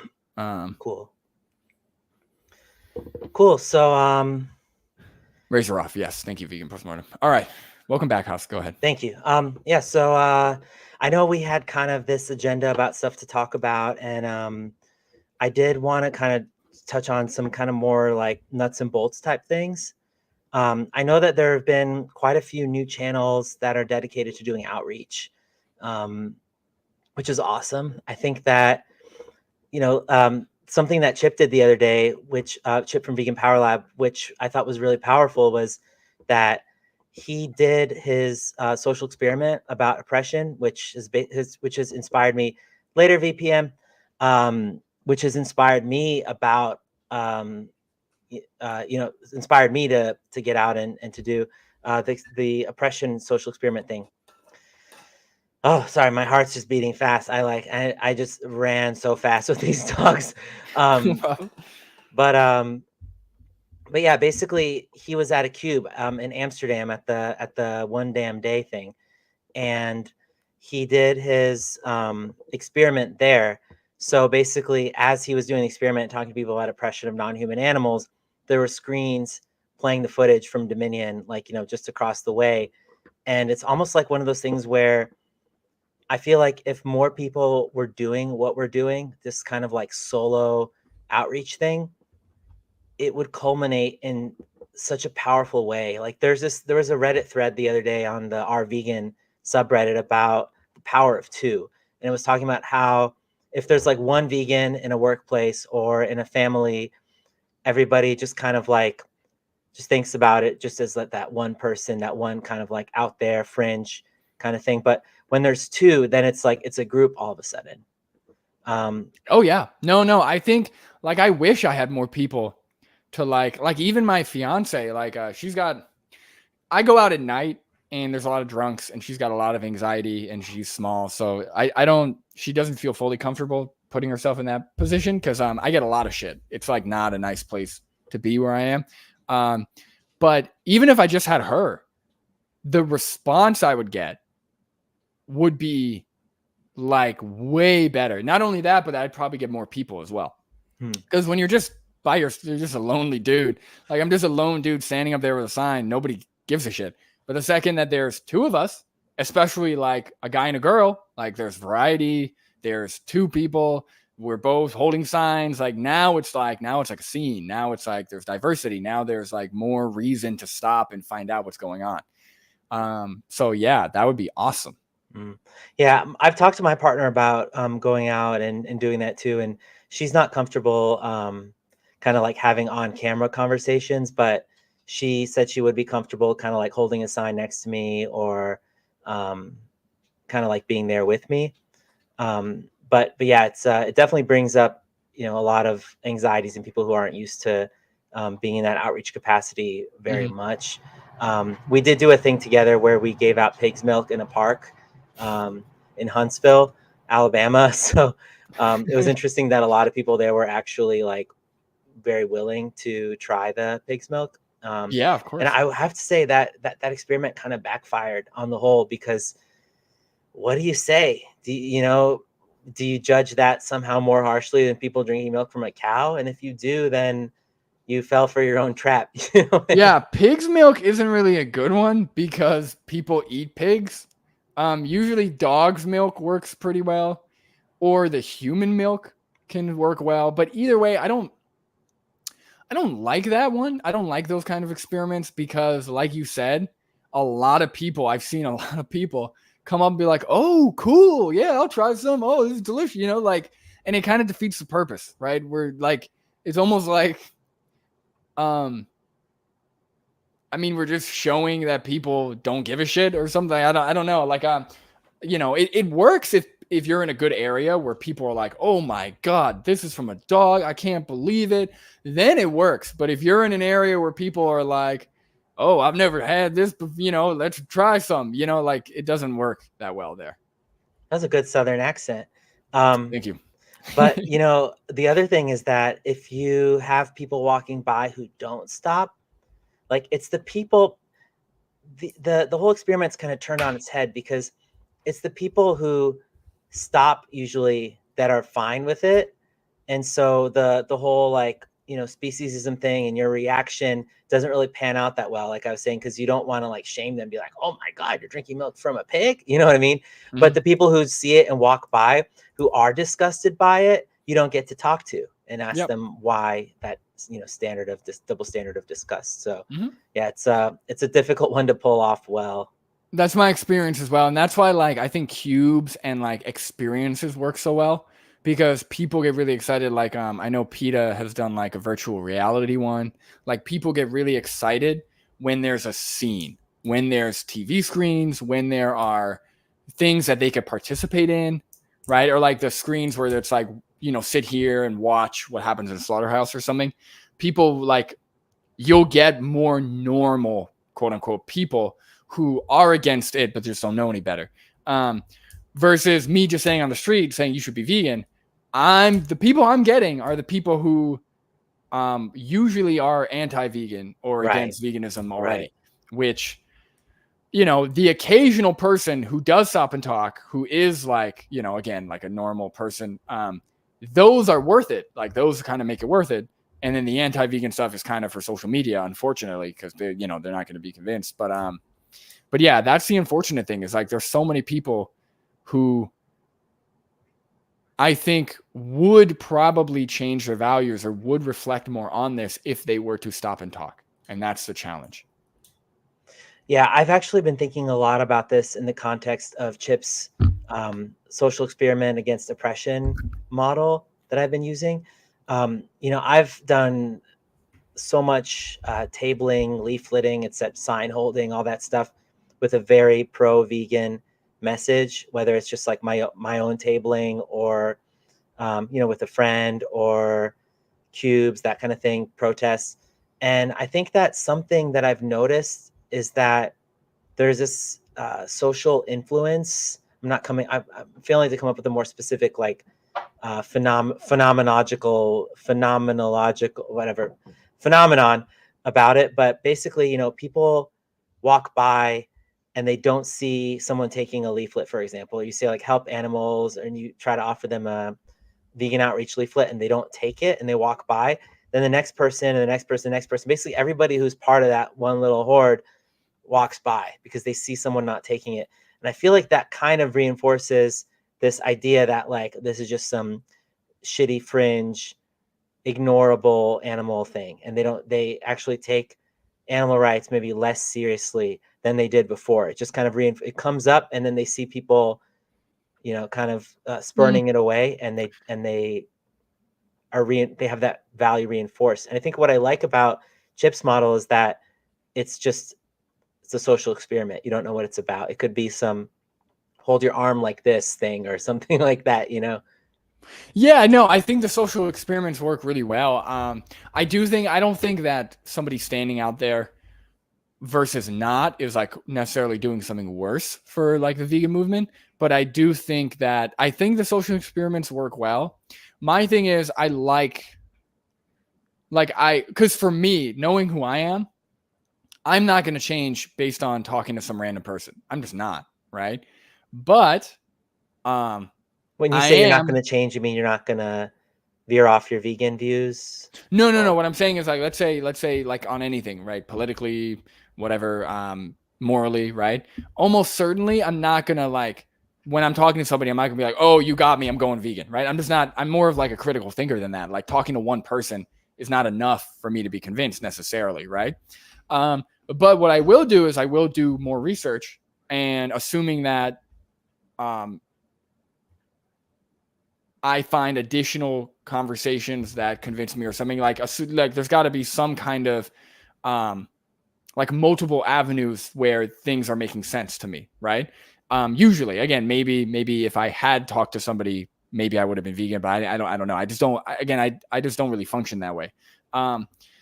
So I like putting vegan on the sign because somebody like me who's passing by, I'm going to look it up.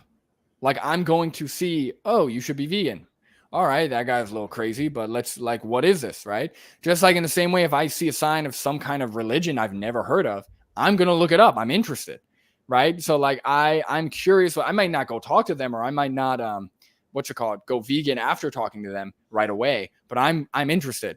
Versus with the social experiment, when people do come to talk, I think it works really well, but everyone passing doesn't see the word vegan that day. They don't get reminded of veganism. They don't get a new word to look up. They don't get anything, which again, I think there's pros and cons to both, but I like putting the word vegan out, but maybe, you know, I'll try it maybe one day, but.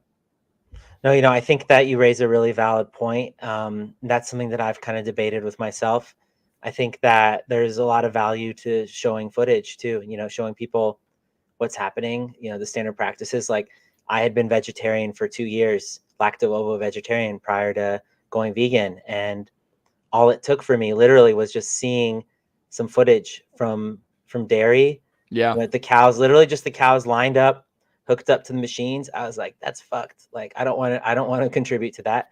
And then something in the related bar, showing me chicks getting ground up, and literally like all the other stuff, like, you know, wearing like animal skin or zoos and circuses and all that, it all just kind of clicked at once. Like it just literally, I just had to see those two things, and there wasn't anything else there that would have been an impediment to me going vegan, you know, immediately. Yeah, I find most people don't give a shit about wearing leather or wearing. It's like almost everyone I've ever talked to who isn't vegan, I'm like, do you think it's wrong to kill animals for leather and for entertainment? They're like, yeah, of course. Like most people don't care. It's just they're so like they just love like food. Like I don't know, like food is such a powerful thing. Um, it's everywhere. It's like fulfills a need. There's some kind of pleasure or feedback you get from food that you just don't get from anything else. So that's the only reason why, you know, and people go to zoos and aquariums because they're there, right? They don't really think about it. They don't really care. But they're not going to fight for them. Like if all the aquariums close down tomorrow, you're not going to see people protesting the streets being like, give us back the aquariums. It's not going to happen. But you take all the fish out of the supermarkets, people will start protesting. Yeah, it's funny because you have people who also say like, you know, if meat became illegal, I wouldn't even care, but for now I keep eating it. And you know, you also you raised, you know, a point about how food is kind of different, and how people, you know, generally don't really care about discontinuing the use of like animal skins or furs. I've leveraged that in the past before to ask people like if they say they're vegetarian, for example. A lot of times before just diving right into the dairy stuff, I'll get into whether or not they consider the use of fur immoral, and then try to kind of like extend, you know, from that logic into the idea of milk being unnecessary. I've had mixed success with that, and I think part of it does owe to the fact, like you said, that food is somehow just like different for people. Like they have literally, you know, that's something that they turn into themselves. Yeah, no, for sure, for sure. And I don't know, I don't get it. I've always viewed food as like a resource. I like I get it, but I don't really get it. Like there's certain foods I really enjoy, but if tomorrow I found out that eating that food went against my values, I would just stop eating it. I just eat something else. Yeah. But yeah, I don't know, man. Like it's so hard because you can't make people critical thinkers. You can't control all the other factors that make up a person. Can't control how intelligent they are, how high somebody's IQ is, how much education they've gotten, their families. Like there's so many things to go up against that, like, you know, mostly I'm doing the activism to try and get somebody, you know, even if every now and then there's somebody that comes across that I make rethink their position or that's genuine, that's great. I also do it for YouTube, for people watching it and stuff. But yeah, it's really trying to think about all these factors that can make somebody vegan, I think is like a losing game. It's hard because it's easy to overthink it. Obviously, we always want to be better. But yeah, I don't know. There's just so many factors to go up against. I mean, yeah, you raise a good point there. I think there's something to be said for the fact that, you know, people have to be ready to hear that message, to absorb it, and to actually, you know, affect change in their lives based on that. I think also, you know, when we're outreaching, you know, yeah, like you said, we don't know people's backgrounds, we don't know their levels of intelligence and education. There's a few, I guess, tried and true rules about engaging with people, that I think it's good to follow just as maxims. Like, you know, you want to be polite as much as possible. You want to show that you're listening as much as possible.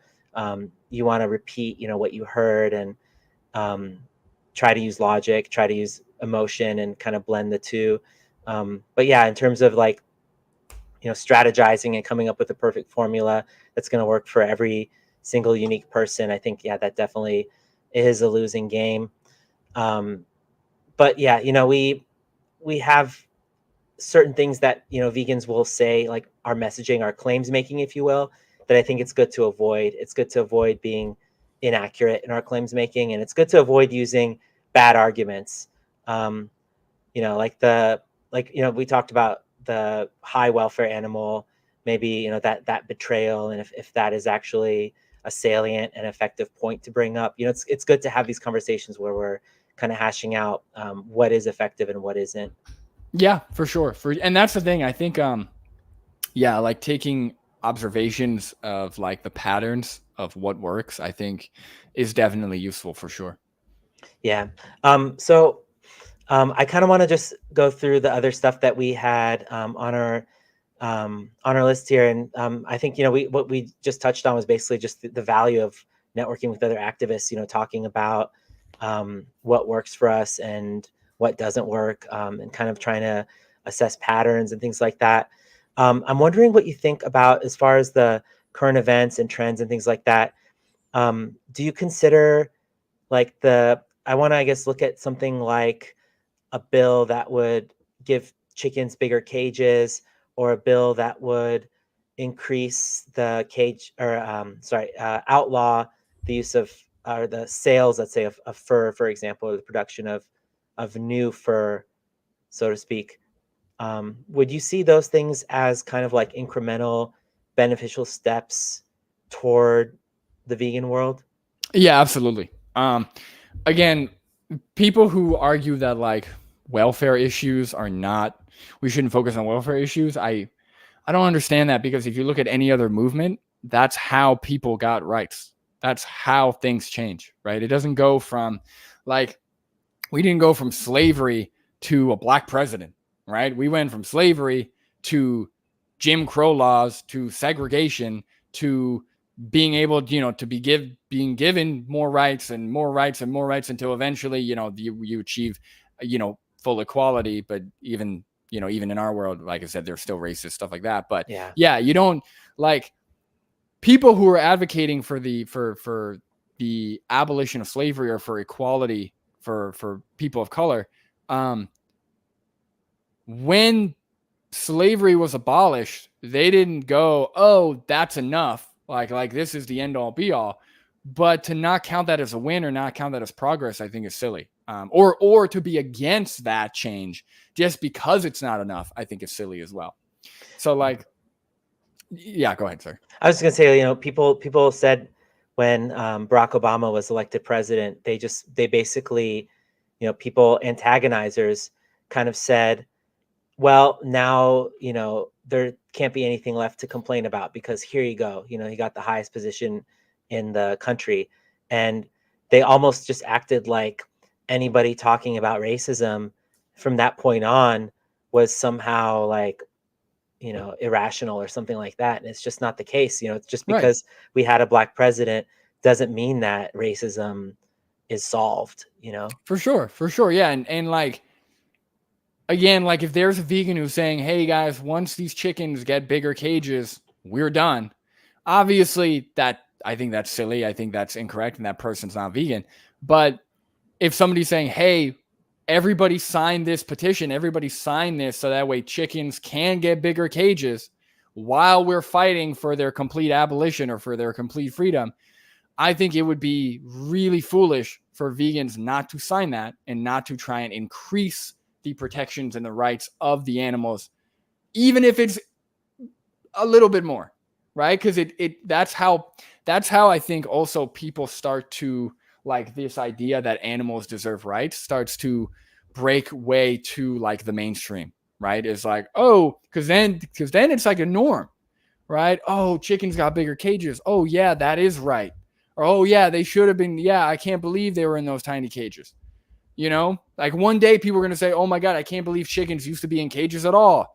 And that we used to eat them, like it starts with putting those protections into law. That's a huge win for veganism. Is there any kind of welfareism that you would say would be counterproductive to the goals of abolition? For example, something that comes to mind, and feel free to comment on this and or come up with something else. But for example, if there was a way to truly euthanize cows or chickens, for example, where they let's say felt no pain.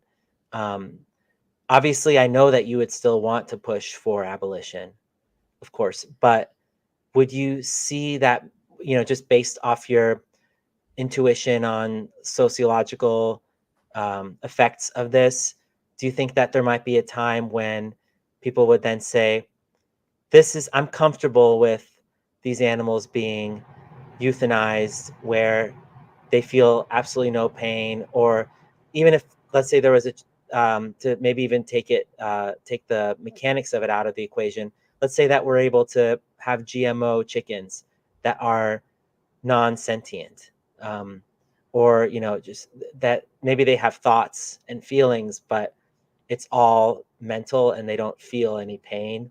Mm-hmm. And I'm not trying to say something reflective of your moral system. I'm just saying, Yeah. something that would convince the general public to a sufficient extent that they would be comfortable with it and they wouldn't see a need to change it. They'd say, if it's Right. not What you're broken, don't asking is fix it. like, is there a level of welfare that would actually, like, where we would hit a wall where like people would no longer feel? Well, here's the problem: Precisely. people don't give a shit now, right? So like, people don't care when pigs are being lowered into gas chambers and screaming for their life, right? So like, people don't care now. So like, when we talk about welfare, I think it's important to look at it from the victim's perspective. Sure, yeah, maybe the exposure of pigs being in gas chambers might turn a few extra people vegan versus them being euthanized in like a bed, right? But when I'm thinking about the billions or hundreds of millions of pigs that are being slaughtered every single year, what is better for the individual, right? Sure, it is not what we want to see. I think the only type of welfare that shouldn't be advocated for is welfareism, which is the idea that these actions are fine or animals can be used for human exploitation, so long as they're treated well. I think that is wrong. But if you have vegans preaching, for animal rights and for animal liberation, but also thinking about the individual victims that are currently being abused, slaughtered, bred, whatever, I think you can do both. I don't see a problem with both. Like, if we could have every animal be put to sleep before they're killed, I would sign that petition. Absolutely. Because that way, at least those animals aren't suffering or aren't being killed. But I wouldn't stop there. And I don't see any evidence for, like, if people don't give a shit about every person I talk to who I talk about the treatment, they go, well, yeah, that's bad, but they could do it in a nice way. They don't give a shit now. Those people, whether or not those animals are treated nicely or not, they're still going to pay for the same meat. They're still going to pay for the same animals. They just use it as lip service. They say, well, that's wrong, but there's a way to do it without that. So I'm just going to go to McDonald's anyway. But at least if we do it in that better way, right? Better way, those victims aren't suffering as much, right? And again, I don't think that takes away, that's going to like stop people from being vegan or seeing the logical extension of human rights to animal rights. So how do you, like, when the rubber meets the road, how do you communicate that abolitionist message when someone does, if, assuming that you agree that there's a better and a worse way to kill other animals, which, logic would dictate that there is, tortured versus non-tortured. How would you respond if somebody does say, I feel like if we kill them, dispatch them, process them humanely, what would you attack them on the basis of, not attack them, like, attack the idea? Would you start addressing like the language and say that, no, I just put it in the human context. Yeah, I just put it in the human context. Like, okay, yeah, let's say that there, again, this is where name the trade, like, name the trade formally, most people are not going to get, but name the trade is really useful because all you're doing is just like putting in the human context essentially and asking them what's the difference. And what if they feign outrage and they say, well, I don't believe in cannibalism? That's like, that's not really an argument. Yeah. Okay.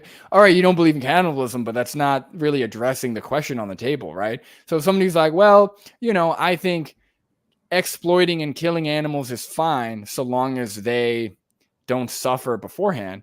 Number one, I would ask, okay, do you not view killing as abuse? Do you not view slitting somebody's throat as inflicting suffering?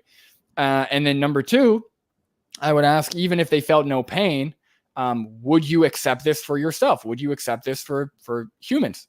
Right? And almost always it's a no. So what's the difference? Yeah, right? People do. Oh, sorry. I was just going to say, people do drag you into this thing, though, where they basically say, you say, are you okay? Would you be okay with like killing an animal, etc. And then they'll just basically say, well, if you're going to eat them, Sure. if you're going to eat them. And then, well, then you say, okay, then in the human context, No, and then I'd say, but you can eat something else. right. I say, but when you have the option to not eat them, right? So like, okay, obviously killing an animal and like for no reason, right? No reason, versus killing an animal to eat them, right? Maybe you could argue, okay, at least you're eating them for survival in the second one. But when you have the choice to not kill them at all, which one's better? Would you rather not have the animals have their throat slit, or would you rather contribute to that? But if somebody's like in a position where they don't need to eat the animal to survive, would you still grant to them that it's better to kill an animal and eat them as compared to killing them and not eating them? Because there is the whole idea of like the objectification and commodification. Yeah, no. So in that case, again, I would probably circle back to because if you can eat something else, then you're not killing these animals to like eat them. You're killing these animals to enjoy them, right? You're killing these animals to enjoy their flesh, to enjoy the taste of them on the grill or something. And I would say that enjoying something is not a justification for an action. Now, again, I don't think survival is necessarily justification either, but that's a whole separate thing. But yeah, I would circle it back to, because most people who say, well, we kill them to eat them, or it's fine to kill them to eat them, are coming at it from some kind of survival argument. And that's just not the case. There's so many other things to eat that it's laughable that people think that they're in some kind of survival situation. Yeah, I mean, it kind of boils down to the whole just viewing non-human animals as resources mentality. Right. Yeah. Mm-hmm. And that's what I put in. Like, I always put in this box. Like right now, most people have a box with humans on the outside and everything and everyone else on the inside being a possible resource or being a possible solution to their problem. All vegans are advocating for is now just creating a smaller box that takes sentient individuals out of it. So now everything else in that box we can still use as resources. All of the plants, all of the inanimate objects, all of the, bacteria, whatever. Just take the sentient beings out of it because they have a subjective experience and know to live. So it's just about like because people view it as some kind of complex, like, oh, what do I eat? What do I do?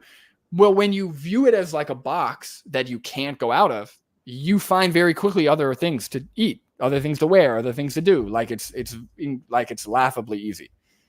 It's just people think it isn't because they're still like, when you think that Domino's pizza and burgers and hot dogs and all this shit's on the menu, leather jackets, wool, zoos, aquariums, and you think all of that's on the menu, you're going to be like, oh my God, I see all this stuff. There must be nothing else. But when you take it off the menu, you find out there's actually 5 other pages of stuff that you can choose from. Yeah, I think there's definitely something to be said for the supply side economics component to it. You go into the grocery store and you see all that stuff, and it's not outside of the influence of subsidies. I mean, subsidies have a lot to do with it. But then you also see some instances like, at the Paris Olympics, apparently the vegan portion of the menu was like 60% or something, and people lost their shit about it. And yeah, I saw that. Yeah.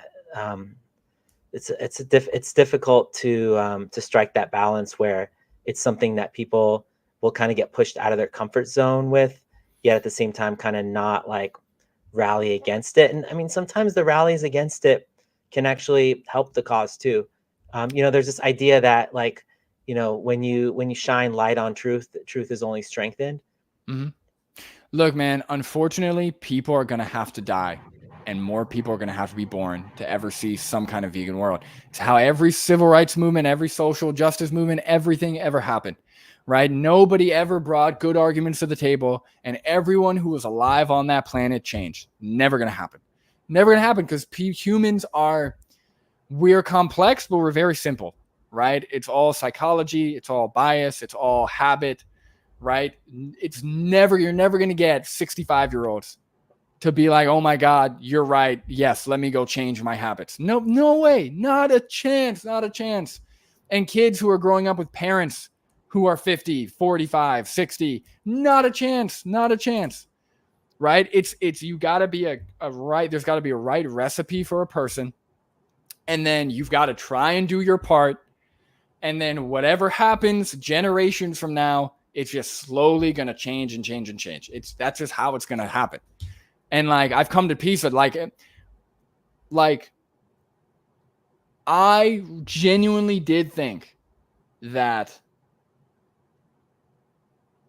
activism, like people are going to be vegan, like people will change, people will get it, people will change, people are inherently good. I don't know if I feel that way anymore. You know, like I don't really. Now I do it because I feel a duty to do it. I feel a duty to stick up for animals. I enjoy it. I like being a part of the community. So that's why I do it. But ultimately, how the world turns vegan, I don't think is going to be through, in my lifetime, through activists. I think it's going to be one of those things where the social norm changes over time. Technology gets better, education gets better, things are legislated. Like that's just how it's going to happen, just like it did with women, with people of color, with gays, with everybody. But you do acknowledge that activists make a difference, right? Oh, of course. Yeah. 100%. Yeah. I'm just, I guess what I'm saying is the difference that I thought myself and others would make, I don't know if it's as big as I initially thought, unfortunately, which was super discouraging and something that I really had to come to terms with. But it is what it is. You know, you just got to accept it. You got to be, you know, you can't, nothing you do about it. So you just got to keep trying and just trust that over time, even if I'm not here, there will be a vegan world. I don't know. Yeah, I think, you know, a lot of it comes down to people not wanting to be different. I also heard recently that vegans are people who just want to be different and don't, you know, just only are vegan in order for them to be different. And I was like, well, if that's the case, we wouldn't try to make more people vegan, right? We want to stay different. I wish everybody on earth was vegan. Oh my God, it is the opposite of gatekeeping. I wish every option was vegan. I wish everything on the planet was vegan. And I am somebody, like, I like my unique personality. I like to, you know, sometimes do things outside of the box, my own way, whatever. But when it comes to morality, yeah, I don't care. Like, it's not like, oh, I want to be quirky and like not pay for the exploitation of animals. That's not what it is. Like, it's wrong and it shouldn't be done. I wish everyone was vegan. That would be the day. I'd have more friends. I'd have better relationships with people. I would do more things with people. Like, one of the biggest reasons why I'm like pretty much a hermit besides my fiance is because nobody's vegan and nobody gets it. And I don't want to waste my time. I'd rather like hang out with my fiance, go skateboard, do activism, whatever. It can be difficult, definitely, to deal with that. I don't know if you're familiar with the concept of dystopia by Dr. Claire Mann. She's a psychologist, but it's basically the anguish of being vegan in a non-vegan world.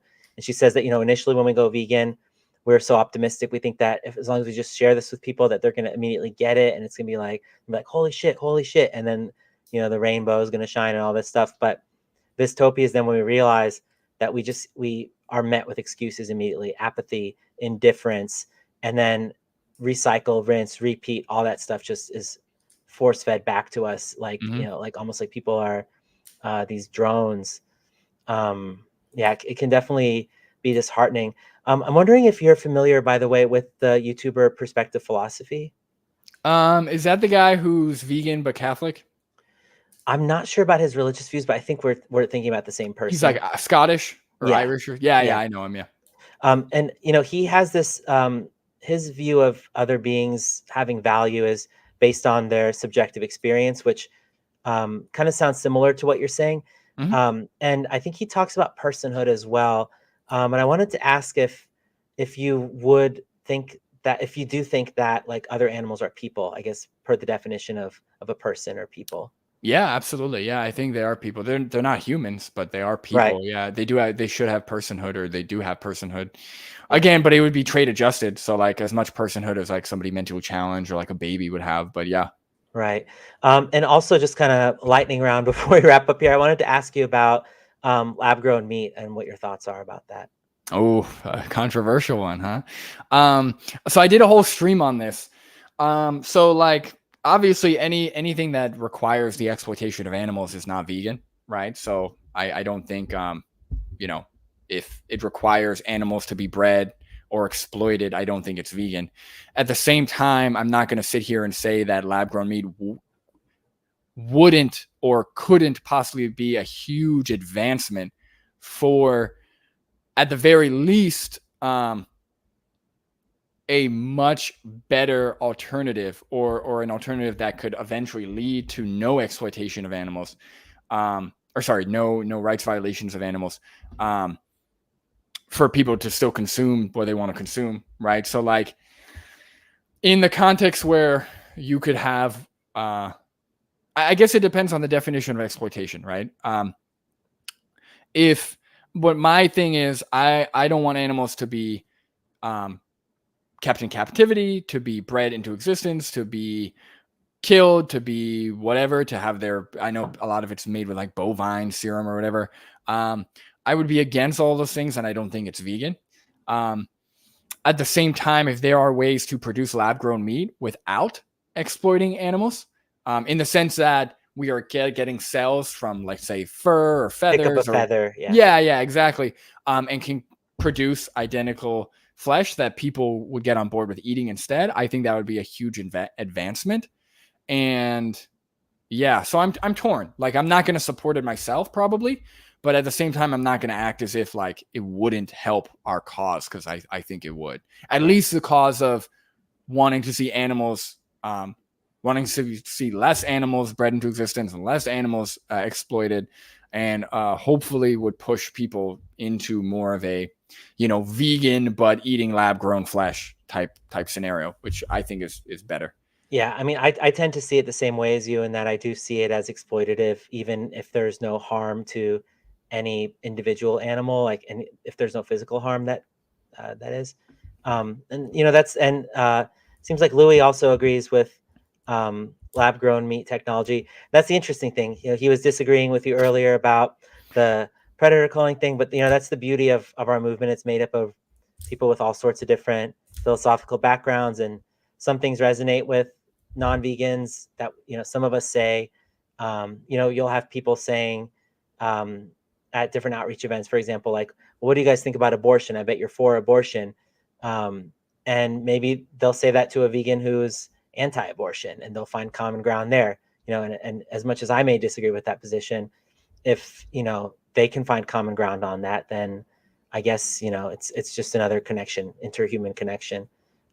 So yeah, so Brandon, before we kind of wrap this up, I do want to ask you about if you have any ideas for your channel, like projects that you're excited about, or things coming up that that you want people to know about or look forward to, or kind of any efforts. I know you said you might end up trying the social media, or social experiment angle. Yeah, and thank you for that, House, and thank you for having me, and thank you for everybody watching. This is cool. I like doing live streams. Honestly, not really, man. Like, I like doing the YouTube thing, but well, especially I'm getting married in a week, as I've said earlier. Yep. I've been planning my fiance has mostly been planning it, but I've been helping plan the wedding. And yeah, so I've been kind of focused on that. So I haven't really been posting much. My plan really is to keep doing what I'm doing. I mean, keep posting outreach videos. I thought I was going to do a lot more YouTube stuff, but it's really just not for me, man. I don't like sitting in front of screens. I don't like editing. It's just not for me. I do like long form debates. I think the reels are good because they get a lot of views. So I've been editing my long form debates into reels. So that's kind of it. So if you guys like outreach, if you guys like interesting conversations, confrontational interactions, definitely check out my channel. Enjoy. I might do more concept-based videos if I feel like it, more live streams like this, but really I'm just it's really a marathon, man. Like, I'm really just trying to do what I enjoy and see what happens. I have no ambition to make this make YouTube a career. It's just hard. It's like people think YouTube's like an easy job. It's actually very hard, especially when you're balancing a full-time job while trying to do YouTube. It's like not easy. Yeah. You know, there's definitely something to be said for the fact that it's a marathon. And I think this is evidenced by how we see, you know, you can find vegan channels with tens of thousands, if not hundreds of thousands of subscribers, which haven't been updated, you know, nothing's been posted, etc., for 6 or 7 or more years. And, you know, it's like I think to myself, like, wow, like if I had amassed that big of a following, like how would I completely just walk away from this? Like I would consider this a huge responsibility to capitalize, for the lack of a better word. I know that's a really ironic word to use in the context of animal rights activism, but you know, the time that it takes, the effort that it takes. I mean, I know that I've been dedicating a lot more time since, like, you know, June or July, sometime around then. My channel has grown a lot in that short period of time. It's still a very small channel, but when I look at all my analytics, it's just like basically like that, and then like that basically for this short period of time. And it takes a lot of work. You know, I'm going to be starting a job next month, and you know, it's something that I'm going to have to also balance. And you know, I encourage you. You know, it sounds like you're on that path, but you know, to make it sustainable for yourself. And I encourage everyone else too that is making vegan content, animal rights content, to make sure that it's something that you're able to sustain, so you don't burn out. But that being said, no plans on discontinuing your outreach, right? Your street outreach. No, that's the thing. Like, I want to keep doing what I enjoy and what I think is like what I think I'm the best at, what I think will have the most success. So I'm going to keep doing outreach. I enjoy talking to people in person. I enjoy trying to change people's minds. So I'm going to keep doing that. I'm going to film it. So I will continue to post that on YouTube. And yeah, in terms of other things, you know, I don't know how much more I'd be doing in the future beyond that, but I could see me doing that for the rest of my life. I honestly have no issue. And that's the thing. You mentioned a good point. That's the thing about YouTube is like, if you post, your channel will grow. Like if you put in effort and you like post and post and post, your channel will grow. But, you know, at like what cost? You know, like I for the first year of doing this, I like posted nonstop, like multiple times a week, at least twice a week. I was doing shorts, I was doing everything. And it was great for a bit, but you know, my health started to suffer. Like genuinely, like too much time in front of the screen, not enough exercise. Yeah. Especially with my job that's already sedentary. So like I just started to not feel good. And yeah, and I'm not a screen guy to begin with. Like I was never a gamer. I was always like an outdoor kind of guy. So for me, trying to find a balance and just posting, you know, trying to post once a week, outreach, doing shorts a couple times a week, trying to consistently get out there, which is already kind of hard enough. Right. So, you know, yeah, that's my plan. And if you guys enjoy these conversations, you guys enjoy, you know, the kind of activism I do or what I have to say, thank you. I appreciate the support and, you know, subscribe. But Absolutely. Do you have any plans to stream your outreach live, like your street outreach? you know, I've seen, I know Vegan Power Lab and Harry have done that, and it's actually, they've gotten a lot of success. So I've been thinking about it. The problem is I know Chip does pretty well without a cameraman. It would be really nice to have somebody to be able to control things while I'm there. So we'll see. But yeah, I don't even know how that would be done. I mean, I guess I could tell you, I mean, because I do it too. Oh yeah. How is that done? So what I do is I have a tripod, and then I mount my DSLR on it, and then I have like a little gooseneck phone holder thing, and I basically put that up against one of the arms of the tripod. So I just tighten that up against there, and then I kind of just bend it in a way where my DSLR's lens and the lens of the camera are basically like facing in the same field of view for the most part. And then on my DSLR, I have a like a little LCD field monitor, and then I swivel that so it's facing the same direction that the lens is facing. So I'm able to basically, and then you know, on the phone itself, I'm using like the front facing camera, like the one that you use if you take a selfie or something. Right. So basically I can see myself and the people I'm talking to within both cameras, like within both screens. So I'll just kind of have us back up to a point where it lets me see the, the group in both of the screens. And then I just hit record on the camera, and the phone is just live streaming anyway. The one drawback of that is I end up having a lot of recycled content because some people end up watching the live stream, seeing conversations, and then later on, I have to do a lot of editing with the higher quality content, Oh, so syncing up you're the saying, audio. so you're recording your conversations at the same time you're doing the live stream, Exactly. And then but I you're have, live streaming from the phone. yeah, live streaming from the phone. And then I have like a little Bluetooth mic it's like a $6 mic that I plug into the phone. And then I actually have it right here. So here's this is the thing that I use to upload stuff to the computer to make my DSLR like mix down, if you will. And then I basically use electrical tape to tape on this mic here. So this part is the only part that that pertains to the phone. But since they're both taped together, I'm able to basically convey the audio to both. Yeah, I'm about to so I've been filming content. I usually do live streams and do all my content with a Sony A7 IV, so it's like a mirrorless camera. But I'm about to sell it actually because I'm streaming right now from my phone. Like I'm using an app that can use my phone as a webcam. Oh, right now, wow. Yeah, I think it looks great. It does. So yeah, and then with the activism, I'm just going to use my phone as well, and it works well. I could put a mic right up to the phone.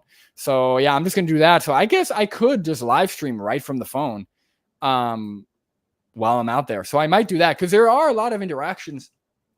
I think it would be cool for people to see a lot of the interactions that I go through that aren't like that don't make it videos. Because some of them are really good. Some of them are like really confrontational, like that one guy that you had who called you like a pussy and stuff. Yeah.